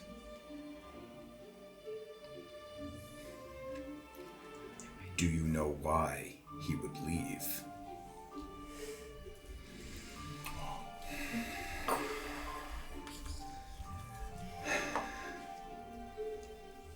Is there somewhere I can find you without her being there? Jesus.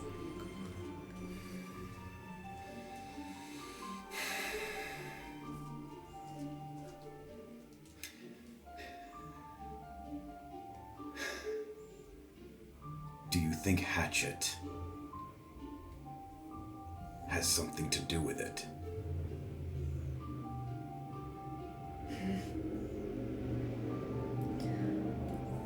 What?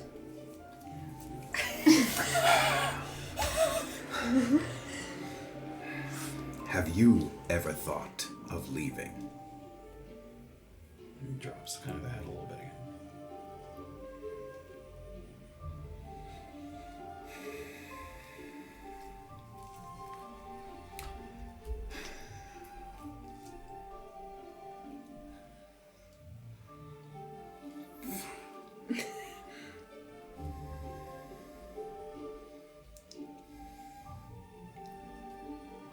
Were you allowed to speak freely with Mr. 2?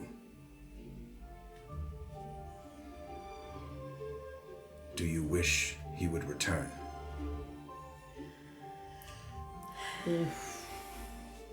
For your sake? For his?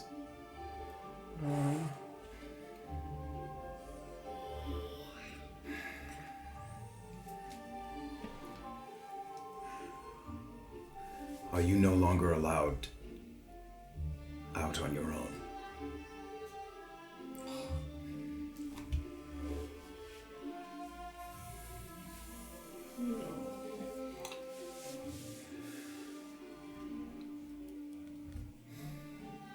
And at this moment, like, one of the doors on the upper part kind of clicks Yeah. open. It sounds like someone might need some assistance, and he Yeah. quickly kind of stands and turns and sort of shuffles up the staircase there. Graven kind of. Just The people on the podcast are going to love that part. Yeah. Oh, no. It was yes, Very no, visual, yeah. no. Don't confuse them. Oh my god, oh my god. So after some time, you watch, and Beezaura returns alone without Senka. Comes back out, and you notice that Graven's there. Not Mr. 1 is no longer there. Are you alright? I was able to have a few yes or no questions with... Mr. One. Helpful? Maybe. Well, Senka has no good information, and if she does, of course, she is not willing to share anything. Is she still back there? She said she wants to show me something, but it'll take a while. Did you notice her fiddling with her neck? Now that he says it, you feel like you might have noticed that. It didn't strike you at first, but yeah, now you were back there, and she did it a couple times as well. She did rub at one spot a few times. I could see if I could ask her about it. Go back there, tell her you noticed, and that I am a healer. Ah. Okay. But, And not that I noticed. no. I didn't see. She hates me. But I did tell her that it might be possible that Mr. 2 is a suspect, and she said although it's not the best information that she got, it's something. So I'm grateful for that. And I told her about the conversation with Hatchet, and she's accepting of what we have so far. But Really need to speak to Hatchet somehow. she said, I need to go see this, but you also cannot come there. But she let me see where the body was. Okay. There's nothing significant on the ground or around the area. And she said she talked to the housekeeper who found the bodies, so I can only talk to her. But Of course. if you look at the vantage point from out back, the first house on the left across has a porch of a sort. It is facing the river. And it's like 2 chairs and people would be able to see what was happening. Perhaps somebody saw something, or perhaps even the entire assumption that she came from this side of the river. Maybe she came from the other side of the river as well. Right, and if you wanted, while I'm with Senko, to go see about that and who's in that house, it might be a good use of time. Yeah, before we lose her, try to get her right now, though, if you can see if she... Wants healing. Yeah. Sure. Yeah, sort of converse for a moment Yeah. quietly, sort of compare notes, and then Beezaura works around the back where Senka sort of very patiently. It looks like she carried her book with her and she's reading it, and she closes it as she hears you coming. Time to show you something? I'm ready. Excellent. But there's one thing. That there, I noticed when we were talking before, it seems to be a sore spot, no? No. Is it some sort of rash or anything? No. My friend is actually a healer if you need assistance. I do not. May I ask why you continue to pay attention to that area? Are you ready to look at what I plan to show you? I am. Let's go. Good try. She walks. Green's like, Do you go back to signal to him? I mean, I can turn around and be like, Well, I think you can see her kind of come around the edge and give you a face before she walks on. So Senka walks you over to the rear wall of the building, and it kind of looks like you're headed for that exterior spiral staircase. But she walks past it and heads to the base of the wall where a cellar door leads down into the ground. Oh boy. And after swinging the door open, there's a set of stone steps that lead down to where a flickering light spilling out into the passage. Though you can't yet see exactly where it leads or where you're heading into. And that is where we will take a break. Oh As we boy. think about where Senka might be taking Beezaura. We love a basement. you okay there without your flail? Yeah, you'll be fine. And your armor? I'm gonna even have my jacket on, do I? No. I don't think you got nothing on. You just You a civilian. thing. Just a civilian. 6 hit points. She's got a few more than 6. She does have a few more than 6 hit points. Thank you all so much for joining us. As always, some meaty information to be found. Yeah. Better Or not. There's meat down there. Excellent It's job, a meat everybody. talker. That is where we'll pick up when we come back from the break, and we will see you on the other side. Oh boy. Yeah. Stay. I don't have anything All right, to add. we'll see you there. Bye. So Welcome funny. back, everybody, to chapter 78 of A Peek Beneath the Veil. The Mr. 2 jokes continue in volume. Oh my gosh. You guys missed it. That was a good one. It was the answer to the riddle. Ended. We solved it.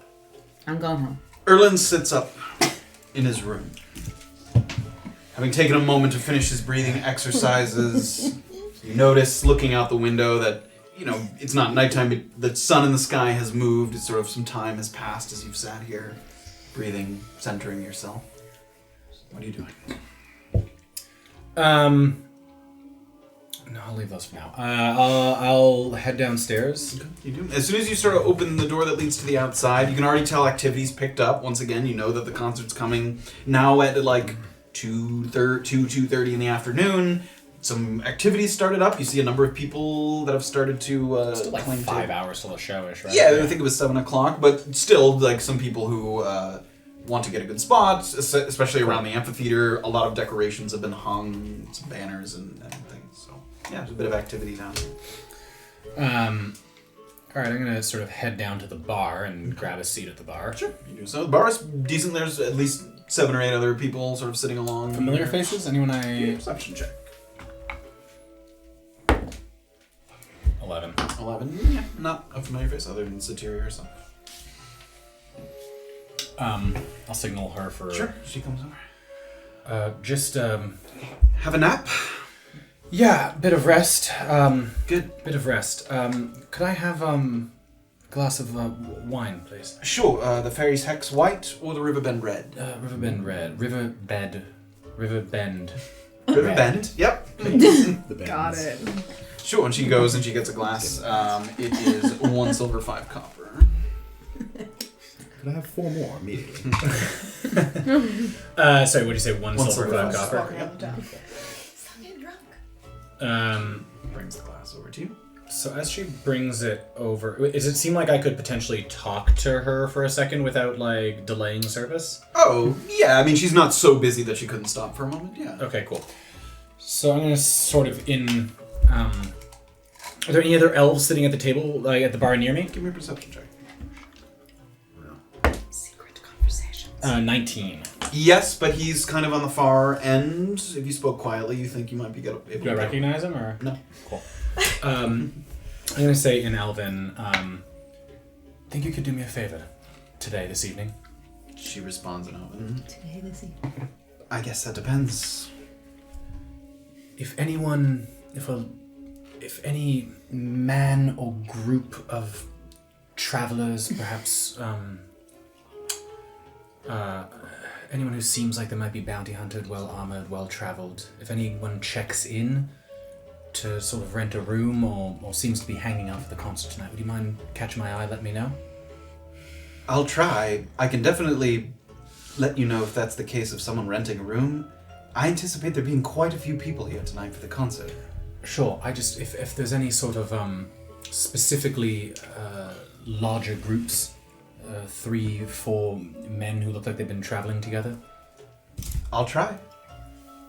Like I said, that's fairly indistinct. Am I looking for someone, a description? Weapons. I know it's sort of vague. Perhaps anyone that even seems to be... Oh, if anyone seems to be scouting out the area, seems to be paying particular attention to sort of the area, the tavern. If anyone seems to be suspicious, would you mind catching my eye? She kind of thinks for a moment. All right. Yeah. I'll try. Does it seem like she will? Make an insight check. Seems like she's really out. 19. It does seem that she's being honest, and also, I mean, it looked like she gave a little consideration to kind of asking you what the hell's going on, but she sort of accepts the privacy and just says yes. Right. Thank you. And I'll start sort of drinking my wine. And she kind of looks around for a moment and then leans back in. Later today. Not right now. Is there someone here now? The one giving you the eye at that table over there? No. I'm gonna look over. No. Go on. He's alone. Which guy? You look over and there's a tiefling man with a drink in his hand. From the smell that kind of wafts from that direction, it seems like a number of drinks may have been served over there, both his sort of stupor and a number of cups kind of sitting around, not his first ale, even though it's the kind of afternoon here. He's very lithe, with long arms that kind of jangle as he moves them, thanks to the copper bracelets on both wrists. And he's got horns that circle around his ear, which draws the eye to a rod that's pierced through his ear, that's bent into kind of a shape of a snake, which you've seen before. You saw it at the monument where you fought some of the people. It's the Temple of Forked Tongue. It indicates a monastery that someone. What was that guy's name? Do you remember the? Sade was the name. So he definitely remembers it. And he has a quarterstaff kind of leaned up against the table that he's sitting at. He's sort of. I don't recognize him though, right? Give me a perception check. Oh my god. What was the name of the guy we let go? Cleric. Fucking killed him. Jesus. 5. You definitely don't recognize him. You can't help shake this feeling that you might have seen him around Naupa. But you definitely don't know him. Okay, cool. I'll sort of nod to Satyria and I'll say, yeah, sort of like people like that. All right, that I can do. She goes back. And I'll sort of walk over to the guy. Oh my gosh. And is he at a table by himself? Yeah. And I'll sit down across from him and I'll put the wine down. I'll sit down and couldn't help but notice you looking at me across the bar. So either you like my shoes or you have something to say to me. I saw you at San's demonstration yesterday. Oh, yes, there was a great many people there. Usually you see a lot of the same people. So new people stand out. I've been trying to get into San's program for a long time now. Keep getting passed over for somebody else. He says he doesn't think I'm fit for it. Imagine that. So after the graduation ceremony, I walk up to him, I say, "How about it, Mr. Darrow? Is this the round that you finally let me train?" And he says, "Sorry, but no. I think I've already got in mind who I'm gonna have." And I'm thinking, you gotta be kidding me, right?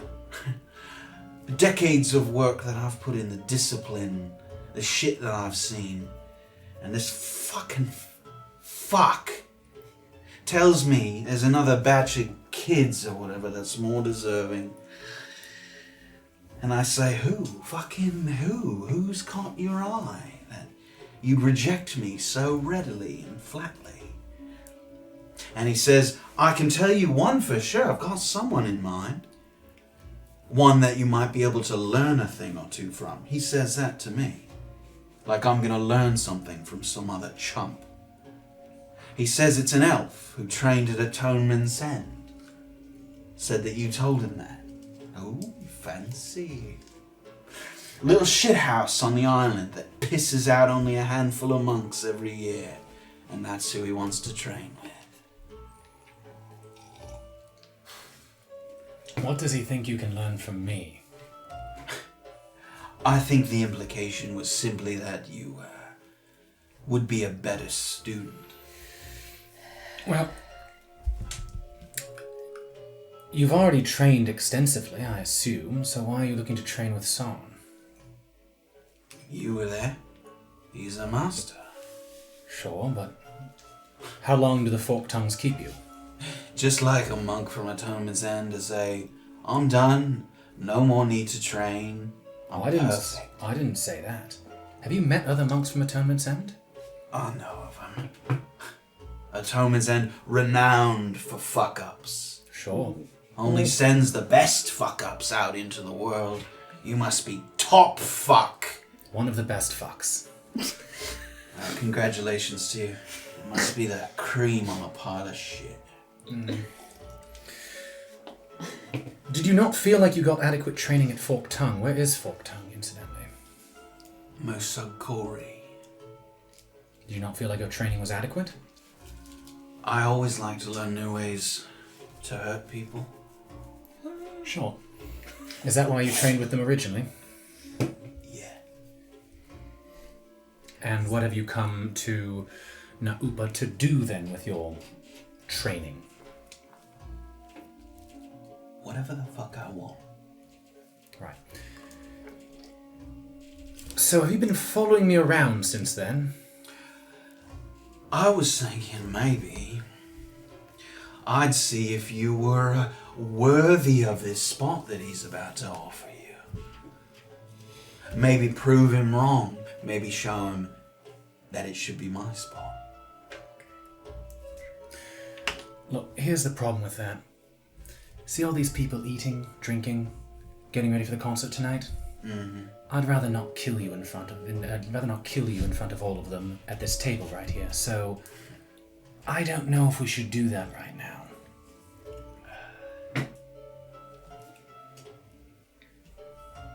Where do you want to do it then? Oh my god. Perhaps tomorrow? We can meet... How about we meet near Sans? Sounds great. Have you been following me? I just noticed that you went upstairs here, so I assumed you had a room. And you've been sitting here drinking the entire time? You got a problem with that? Well, no, just, if someone who wants to train has been sitting here drinking, you know what I've been doing the whole time you've been drinking? Studying. Working on gaining my abilities to be stronger.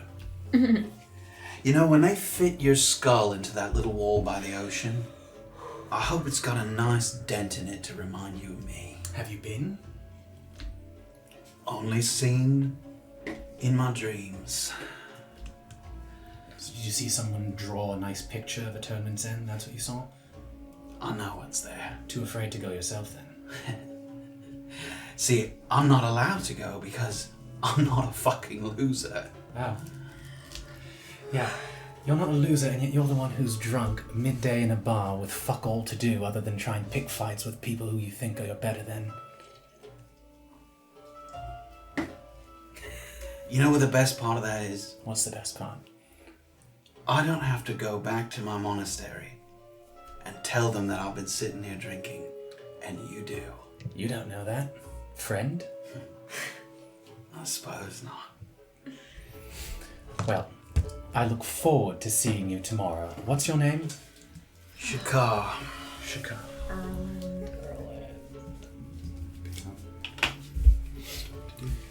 Are you close with any of the people you trained with? Not particularly.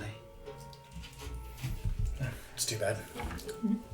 As I sort of pick up my wine, I'll sort of say, do you know anyone named Sade? No. Does it seem like he does? Make it inside. Erland? Don't. 13. 13. There was a slight hesitation. It certainly didn't look like he was like, oh my god, Sade. But it might have registered for a moment. I mean, you don't have like a last name or anything, so it looked like he thought about it for a brief moment. Well, let me just say you won't be the first from the Fork-Tongue Order that I've killed. Have a lovely afternoon. And I'll sort of go back to the bar. Go back to the bar. And we will go over to...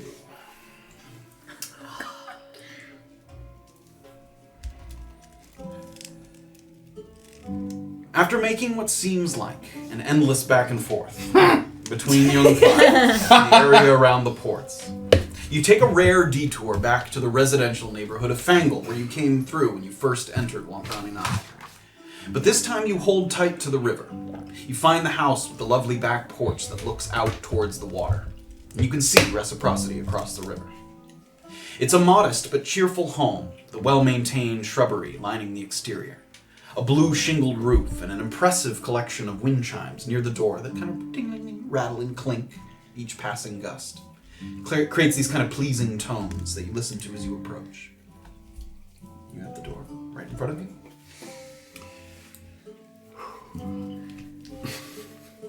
Graven, not messing around. Yeah. Knocks on the door. And it's a one-story house, so it sounds like you hear someone moving around inside. It doesn't sound like they're far away or on another floor. Quickly kind of comes to the door. It opens up quickly. And an older woman with a flower-patterned shawl and kind of a chunky bead necklace answers the door. She's human. She has white hair, but plenty of it left. It's braided into kind of a long strand that rests over her front shoulder. She looks surprised to have a visitor, not unhappy to have one, but surprised just by the person that she's seeing. She opens the door kind of wide and she smiles. Hello there. What? How are you this fine afternoon? Well, and yourself? Good. What can I do for you? I'll ask this first. has anyone come and asked you about the events of something about 10 or 11 days ago across the river from you? Yes. I was out on my porch drinking tea when all that was going on. I saw the broken crown arrive. Miss Uberti seemed very displeased. And before that, I heard one of her housekeepers shouting, the young boy Aldrich that found the body. Oh. Aldrich, you said. Raven's like, I'm getting information. Holy shit. Wasn't ready for Miss, this. do you have a piece of paper? Yeah. Aldrich. And you say someone did come and ask you about this? Not exactly. What does that mean? I saw both the Broken Crown and the Militia Reserve examining the area. I think they'd be a much better source of information than me.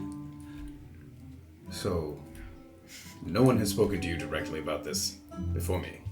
Well, Aldrich, I suppose. You've spoken with Aldrich? Yes. I work over at the General's General. It's the general goods store. Of course it is. I'm afraid that's terribly obvious. You must think me a fool to explain, but the name causes some confusion. Some people say it wrong. They say General General or Generals Generals, but it's one possessive, one singular. Generals General. I'm terribly sorry. Aldrich comes into the General's General fairly often. He's very nice, and we have a wonderful selection of sweets that he likes to come and buy.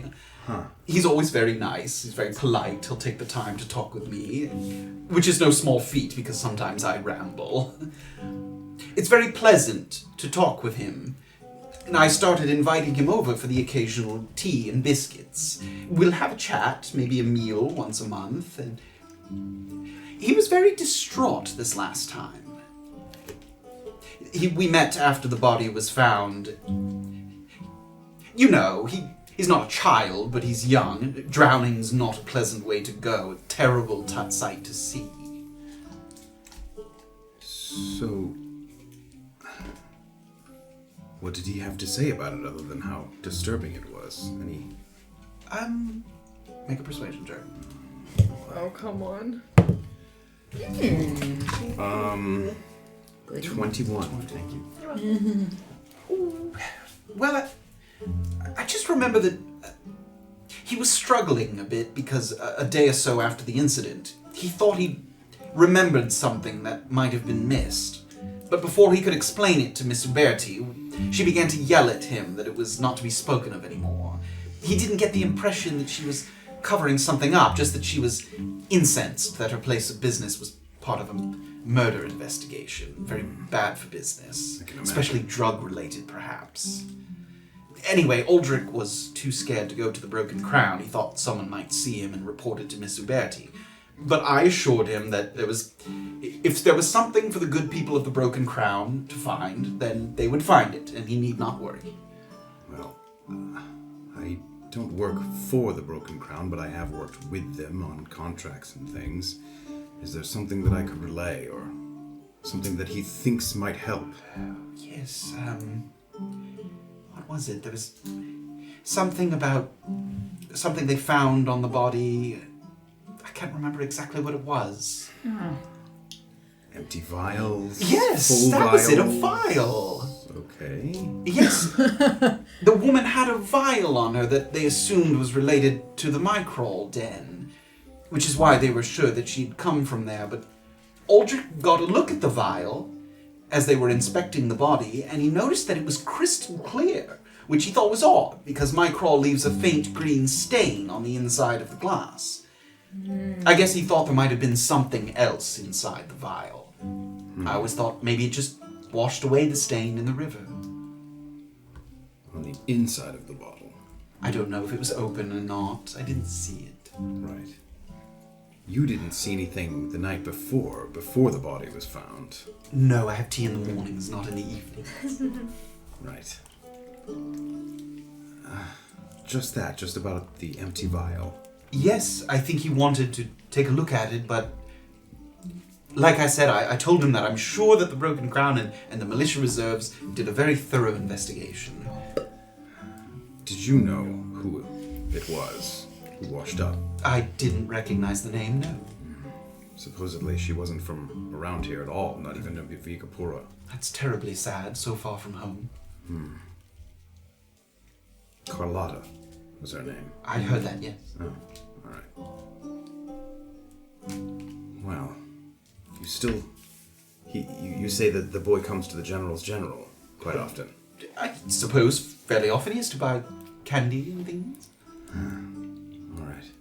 And where is that? Yes. She describes the location of the General's General. Still wandering out up there.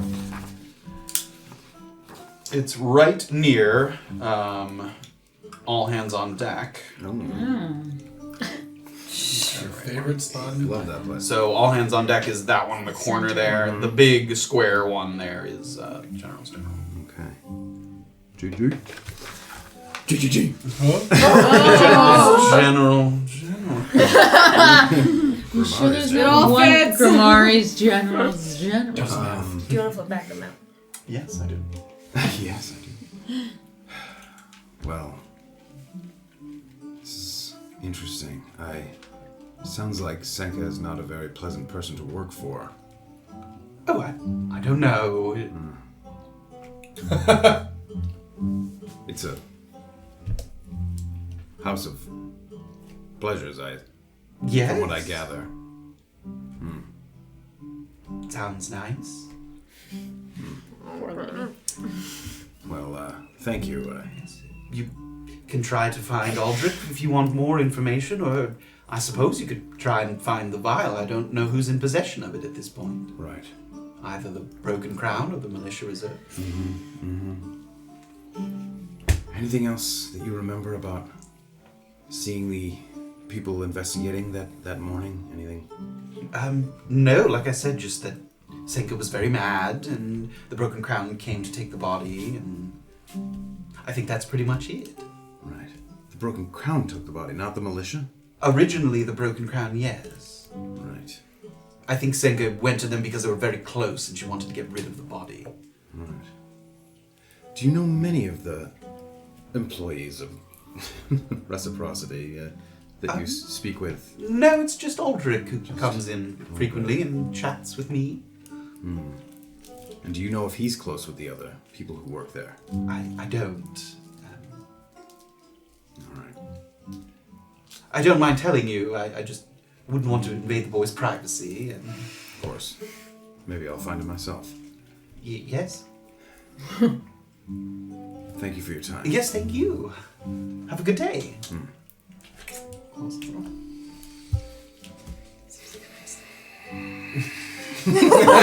It's all coming together. Yeah. I'll head back towards the Militia Reserve. Okay, heading back in the direction of Yeah. the Reserve. All right. First, we'll go over. It's been a while, sorry, since we checked in on Safira on the road to Nakuzi. You make your way to Nakuzi, and you arrive. You start to see coming into view Stealing candy from the first sort of notable building on the left is the Blacksmith. As you ride in through to Nakuzi, I'll even bring up the Nakuzi map. I get to Bring spend it a up. Wow. Yeah.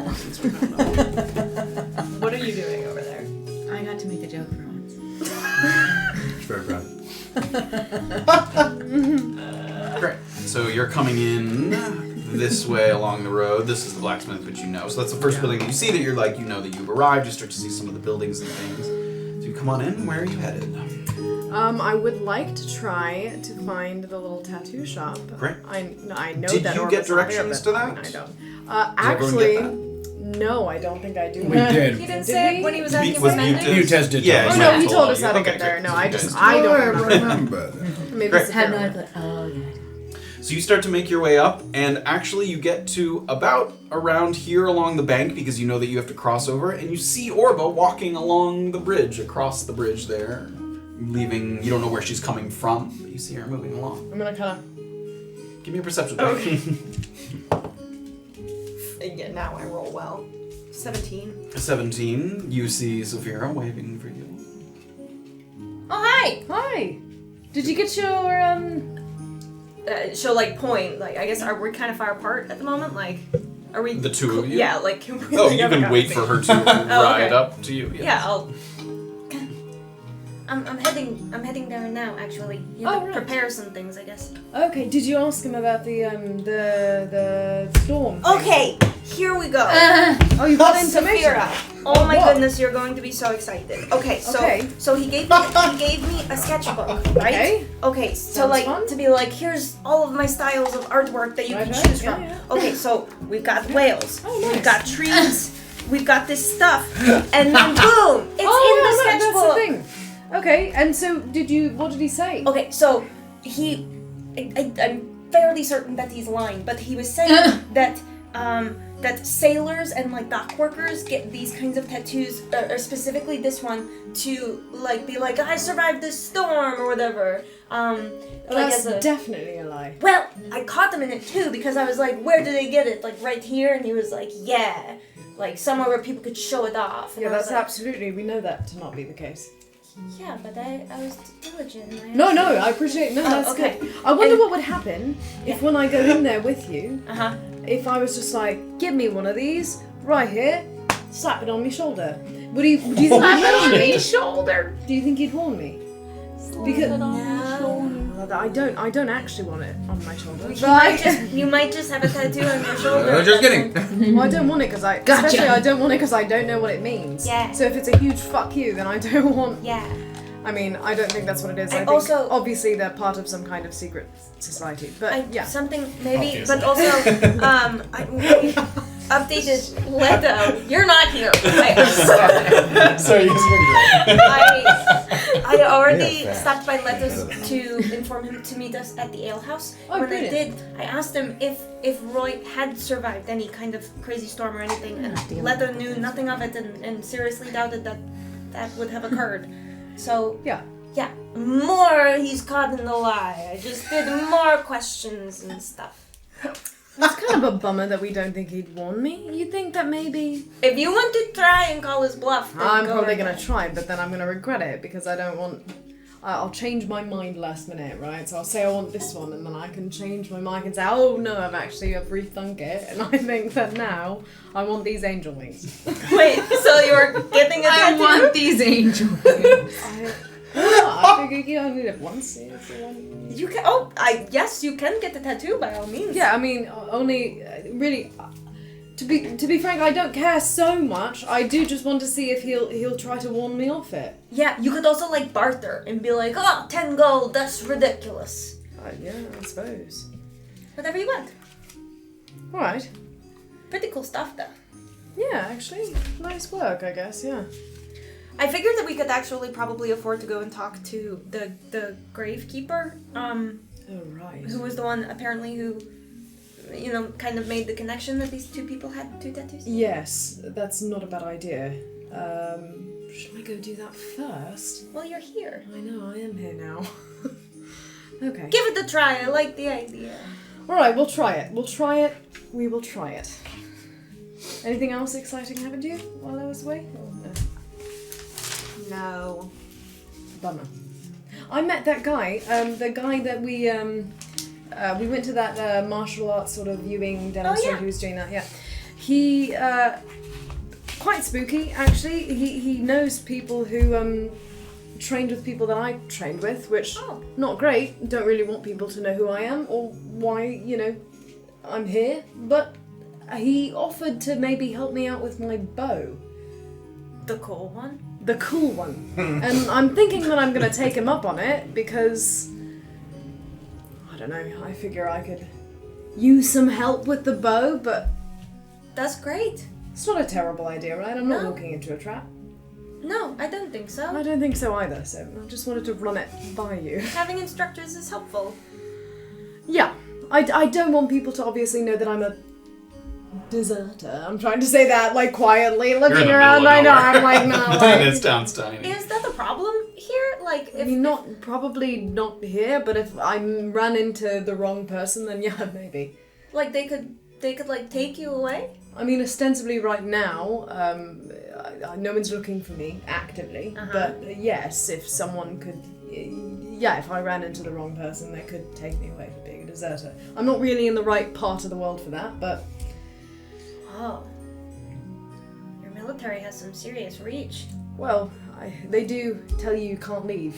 It's a strict rule. It's really the one rule. It's one of the main rules that you can't break. Yeah. That was my rule too. Yeah. Same. Jeez.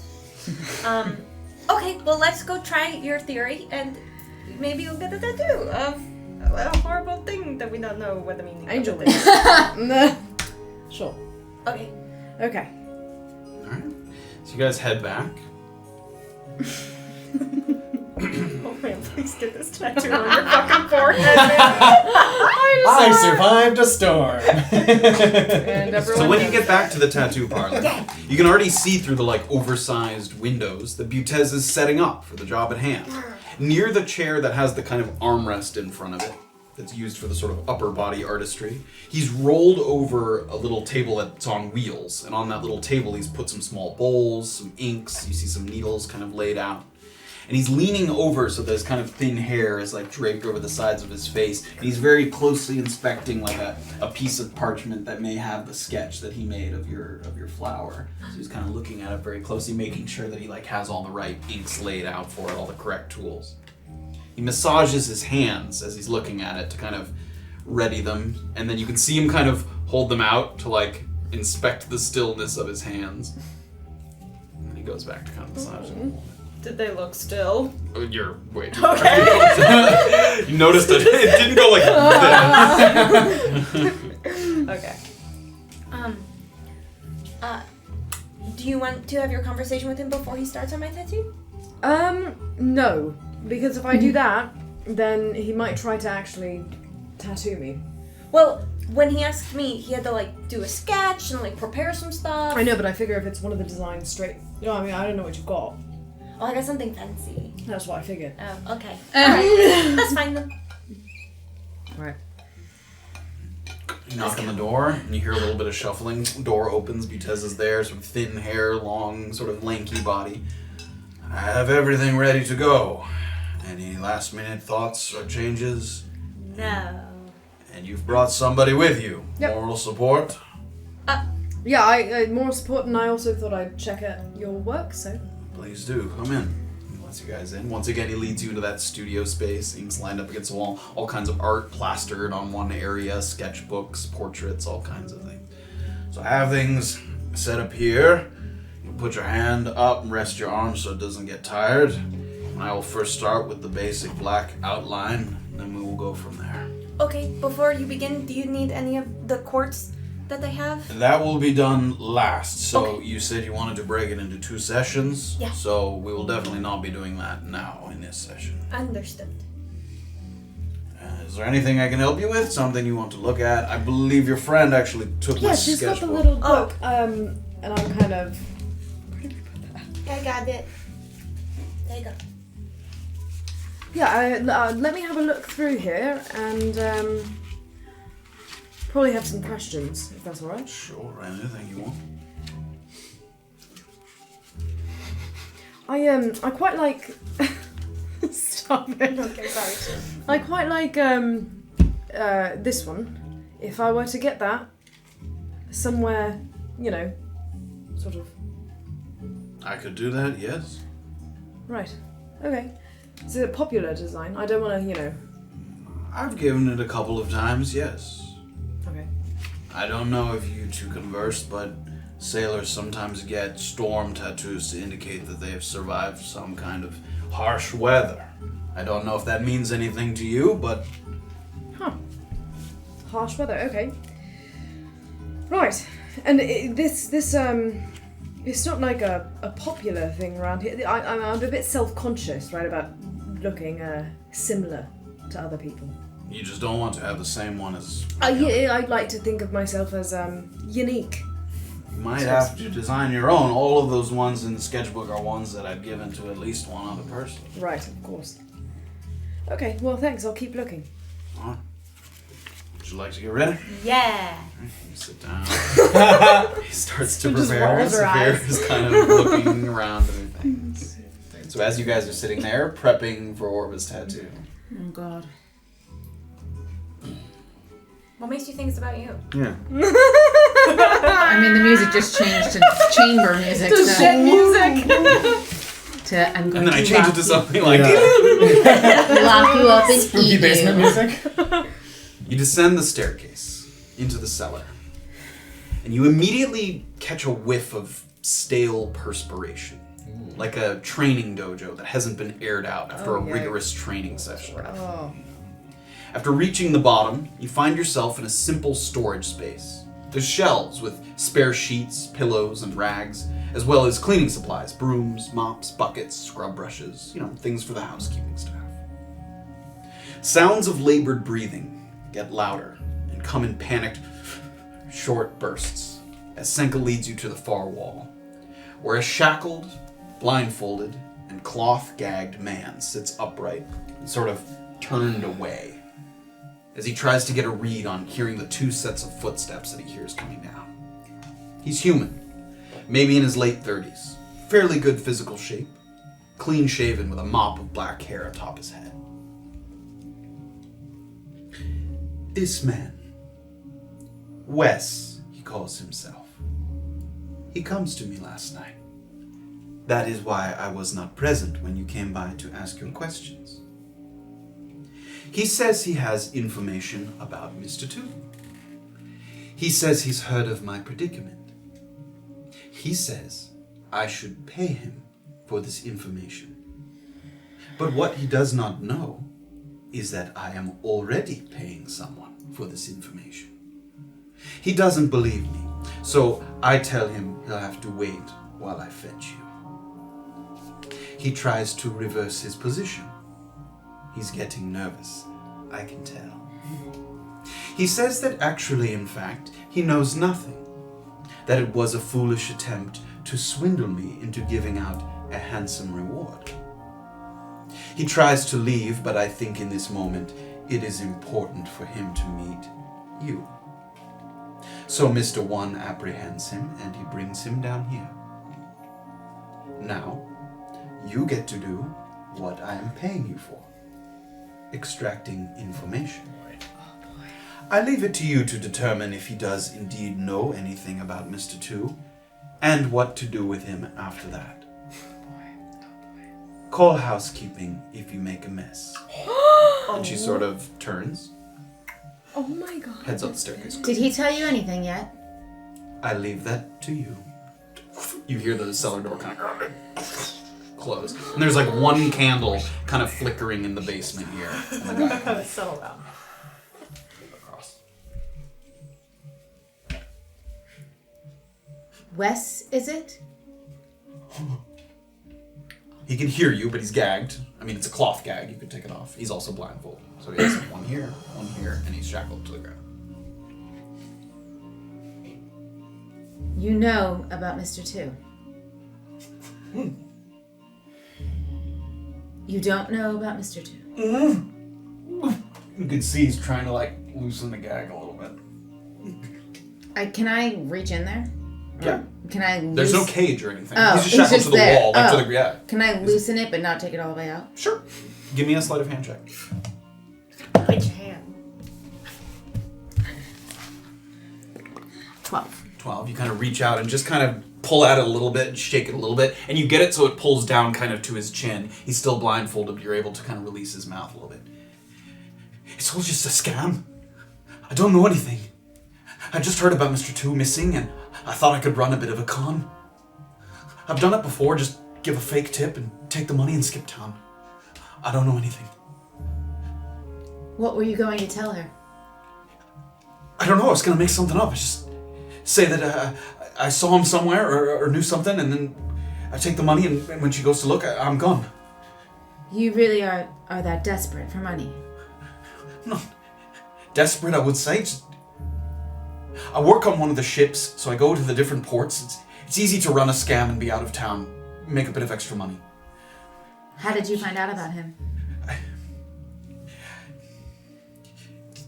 Someone on my ship used to, I don't know, work with him, kind of. Could you take the blindfold off, please? Do I think he's telling the truth? Make an insight check. Meh. Where the heck is it? before. It's hard to tell in his kind of manic state. You do get the sense that maybe if you were able to calm him a little bit, you might be able to get a better read on him. But sort of right now in his sort of hysteria, it's very difficult to get a read on him. I take the blindfold off. I'm not going to hurt you right away. Make a persuasion check. Right away. 18.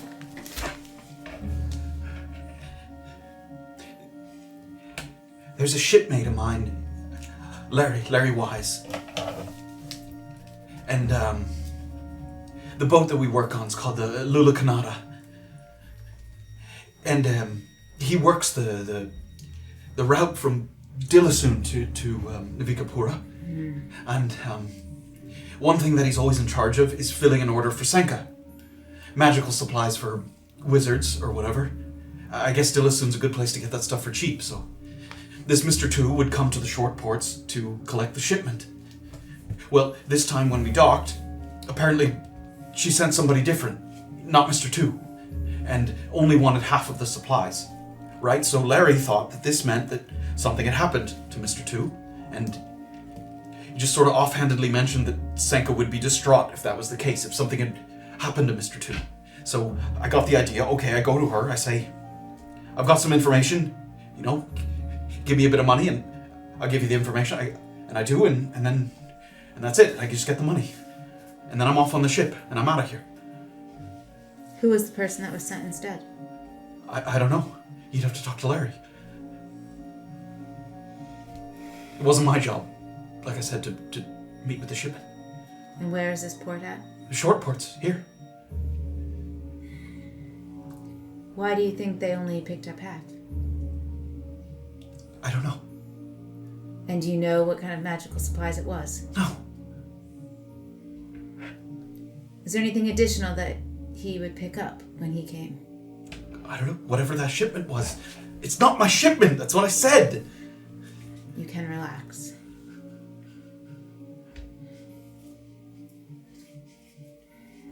Is there anything else you know about him over the years? Or her process? Mr. 2 or Larry or... Mr. 2. No, I don't know Mr. 2. I never met him. It wasn't my job to meet with him. Did he ever have conversations with Larry? Probably. They met to exchange goods. Have you ever seen Mr. 2 outside of the ports? No. Never at the bar? No. Is he telling the truth? Make an insight check.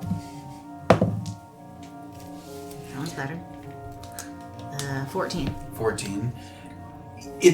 You're not confident that he's lying. It's possible that, his buddy Larry, or the guy that he works with, Mr. 2 would come to the docks to meet for this meeting, and so he would recognize Mr. 2 if he saw him, presumably, because he sees this exchange take place. You don't get the impression that him and Mr. 2 have a relationship at all, but maybe that he had seen him around, or at least, you're not sure that he saw him at the bar, but that they've crossed paths maybe before. Do you know of anyone else looking for him? No. Who's looking for him? I don't know. But there could be someone looking for him and he's on the run. Okay. What's that to me? I'm just trying to get to the bottom of this. I have something on the line here too. I don't know what you want from me. I don't know what she wants from me. She doesn't like many people poking around in her business if she doesn't contract them to do so. Yeah, I got that. Who brought you in here? The wizard she had with her cast a spell or something and I couldn't move, and then they brought me down here.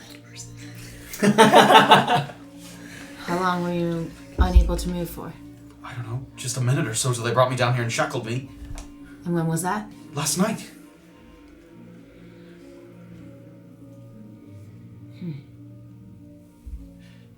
Do you know anything about the murders that have been happening around here? What?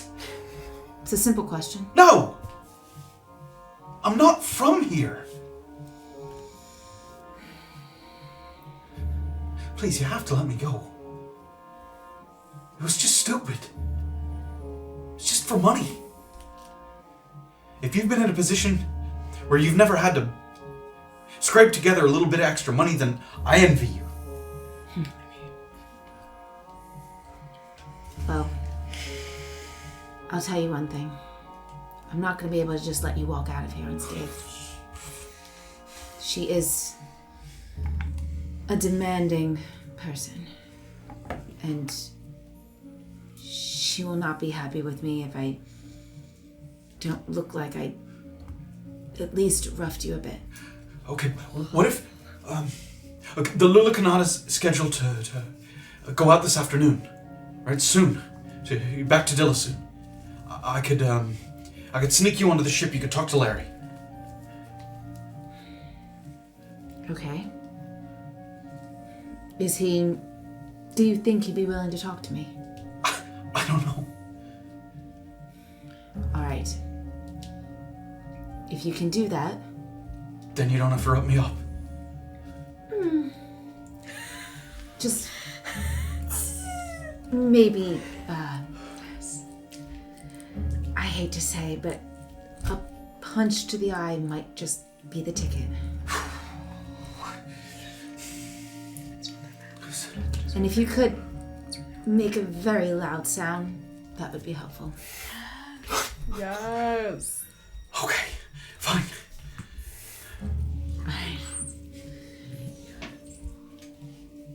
When should I get to the ports? I'll walk with you there now. Well, then I will have to escort you out. Okay. If they see me in chains at the port, they're gonna ask questions.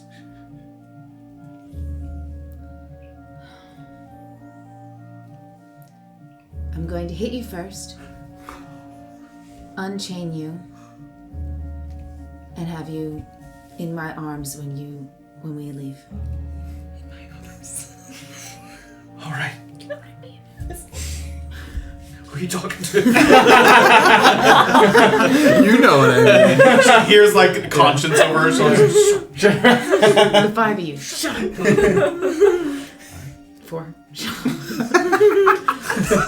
Beezaura losing it. She's in the basement like sniffing this guy's sweat. She's like, Alright. Okay. shut up. Guys, Are you ready? yeah. And she's gonna wind up. Roll me an attack roll. It's gonna hit because he knows it's coming and he's chained up, but give me the power of the punch. Go ahead and roll.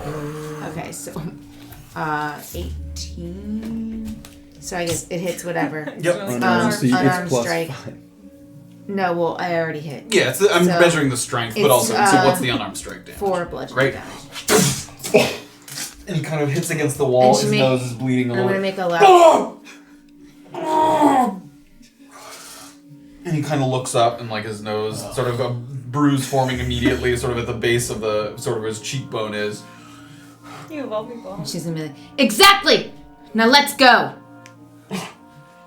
And I'm gonna undo him and then wrap his arms around him and force him up the stairs. Okay. You start to walk him up the stairs.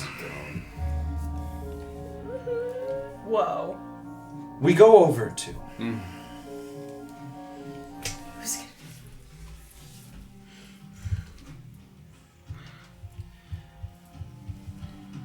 Erland's sitting at the bar, sort of taking in the information he just got from this monk of the Temple of the Forked Tongue. Sitting there kind of trying to calm your sort of incensed nature, sort of the insult of it, but also maybe contemplating what this might mean for tomorrow, the combat, maybe a chance to prove yourself in some way. And as you're sitting there, someone takes a seat next to you. Very quickly, kind of quickly sits down. And they're wearing a kind of pale blue robe, void of any markings or embellishments. He has a very stiff posture. And he immediately puts one hand on the table and then clasps the other hand over the top of it. And he looks, and he kind of waits for you to meet his eyes.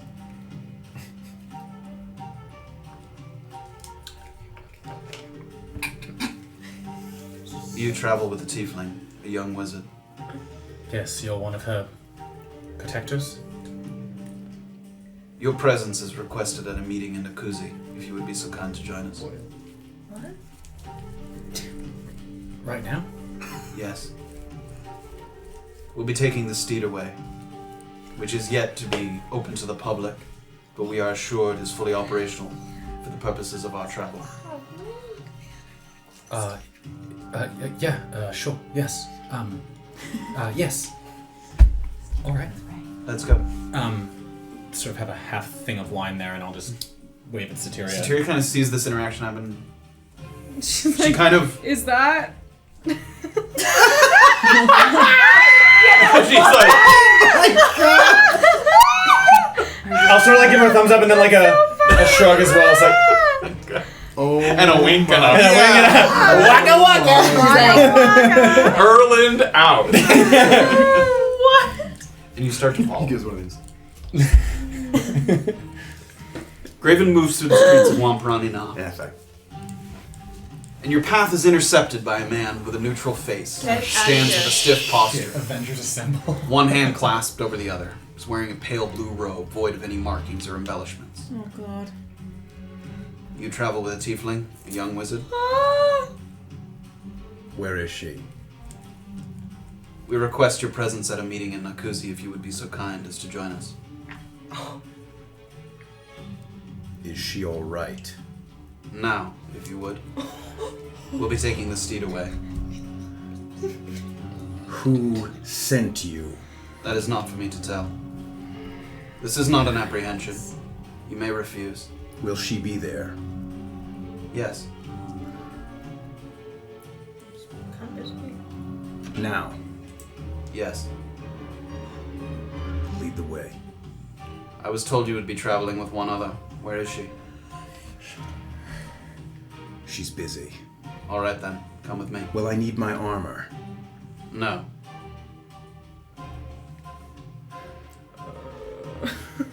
Do I have time to get it? No. Oh, jeez.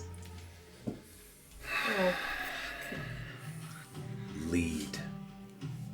He kind of bows, and he starts to walk. Over in Nakuzi, you hear a knock at the door, just as Butez has kind of dipped a needle in the ink. And he's holding it kind of over God your damn hand, it. and he's got kind of your hand just kind of out, and he's just sort of placing the prick on the end, and you hear a Oh no. one moment. Okay. You hear him go over to the door. What's up? Yeah, 1 second. There's somebody here to see both of you. What? I don't know. Is it the half elf? It's not an elf, no. Okay. I suppose send them in? Why don't you come to the door? I don't like letting Sure. people in who aren't Yeah, here for no problem. And I'm gonna kind of walk up Walk to over the them. door. Our Secretary Opens Butez. See a man with a very This is neutral my face, place. stiff posture, one hand clasped over the other. He's wearing a pale blue robe, void of any markings or embellishments. Can we... You travel together? You travel with this tiefling here, the wizard? yes? We request your presence at a meeting here in Nakuzi. If you would be so kind as to join us. Both of us? Yes. You know this guy? Okay. Right now? Yes. How would we... Okay. Okay. Okay. Orba will go and like grab her things Sure. really quick. Suppose we could reschedule this. Yeah. I'll go Butez over kind to- of stands sort of in the back. He's not like trying to listen in on the conversation, but he's standing. He's got his like equipment all set up and ready to go. I'm terribly sorry. Something has come up. I need to leave immediately. That's all right. We can try and do it all in one session, like you were planning on coming back. All right. I'll see you tomorrow. Keep obviously all of the gold. We'll talk about it. But I have to go. All right, that's fine. Can I have my sketchbook back in case someone else? Oh, comes? sorry. Yeah. Thank you. Oh. And so I can prep things for you. You still decided on the symbol? You know what? Call me undecided for now. I'll sleep on it. Okay. See you later then. Thank you for your time. You guys start walking. For Erland and Graven, you're led to two places that you're unfamiliar with in your various cities. First of all, in Naupa.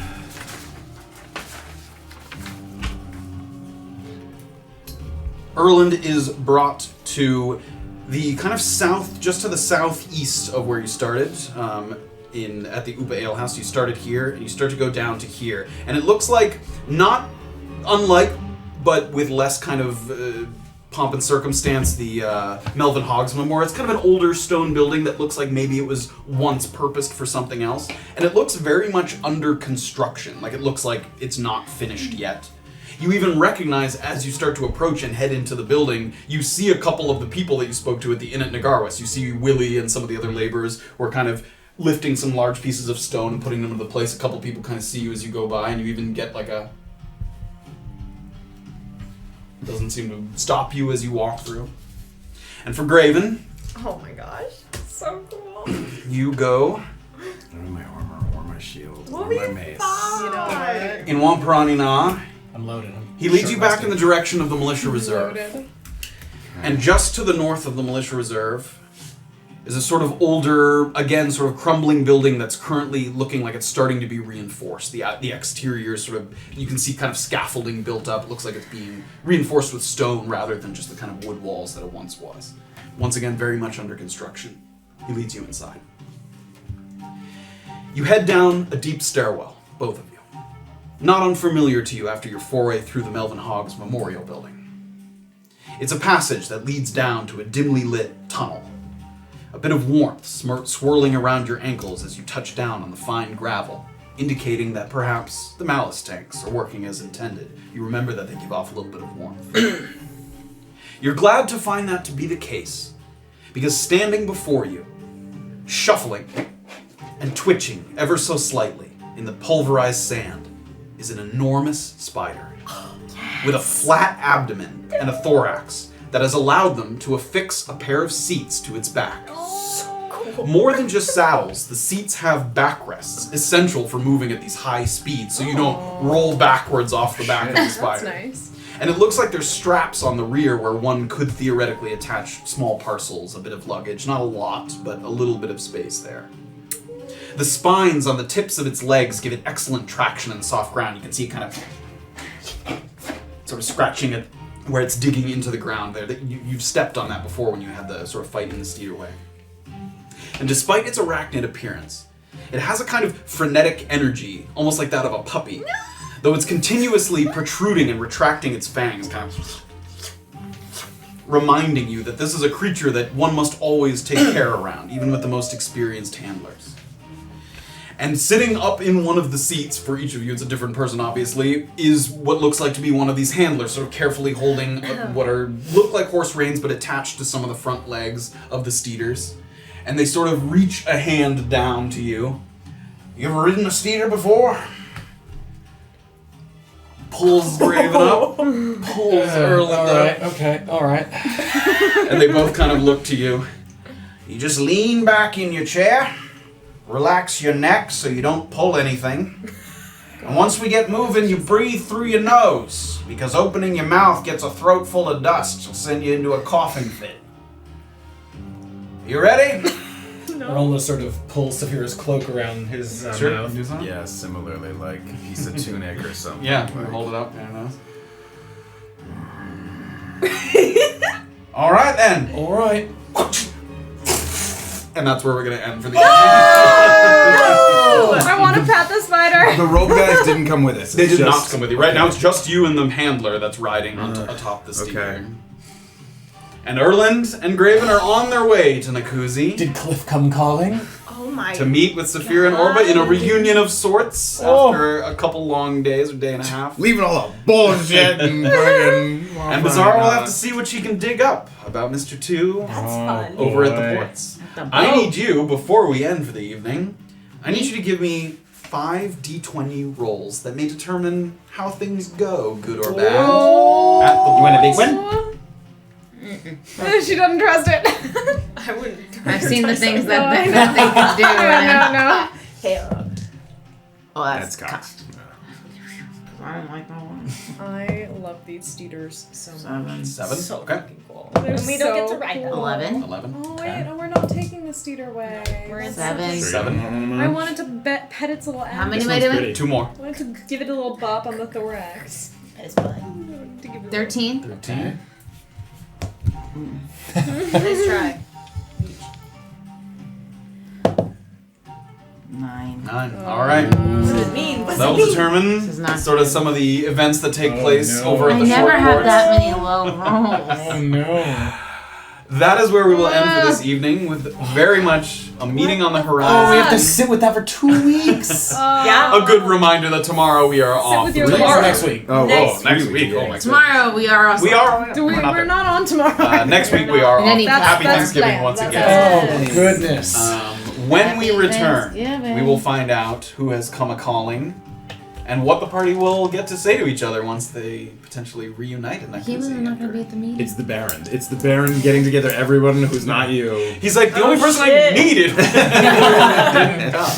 Oh no, I'm sorry. Well, the Baron invited God. I you. interrupted your day. Better make it back in time for the Bjorn concert. Dude, Leto's gonna be there being like, Oh no, my friend's Leto! ditch. I wanted Graven to go get the candy from the kid. Don't remind me of I wanted to beat the snot out of I the guy in the don't basement. think we are ditching him. Well, I mean, It's very fast on the steed. It's very fast. is. on Yes. the speeder. Okay, so we can maybe still meet him Probably. for lunch. Yeah. Hey Cliff, I know that like we've been waiting a long time to talk to you, but we do have a we lunch know. date. We have a lunch Take me to the date. guys. Give us the bullet Gone on points. my own. Bullet That's points true. and then we'll go. I would have killed him. You would've Oh killed my him? gosh. Yeah, I probably Well, we're would've still killed alive, so we should rise it up at some point. Yeah, well, you know, but thank you guys once again. sense. Thank you so much for joining us. Who are we killing? The I would guy. have killed the guy in the basement. Why? Then you We'll discuss that. There's still time. In the Peek Beneath the Veil after hours. I'm gonna we'll kill discuss everyone that. on the boat and steal the boat. Alright.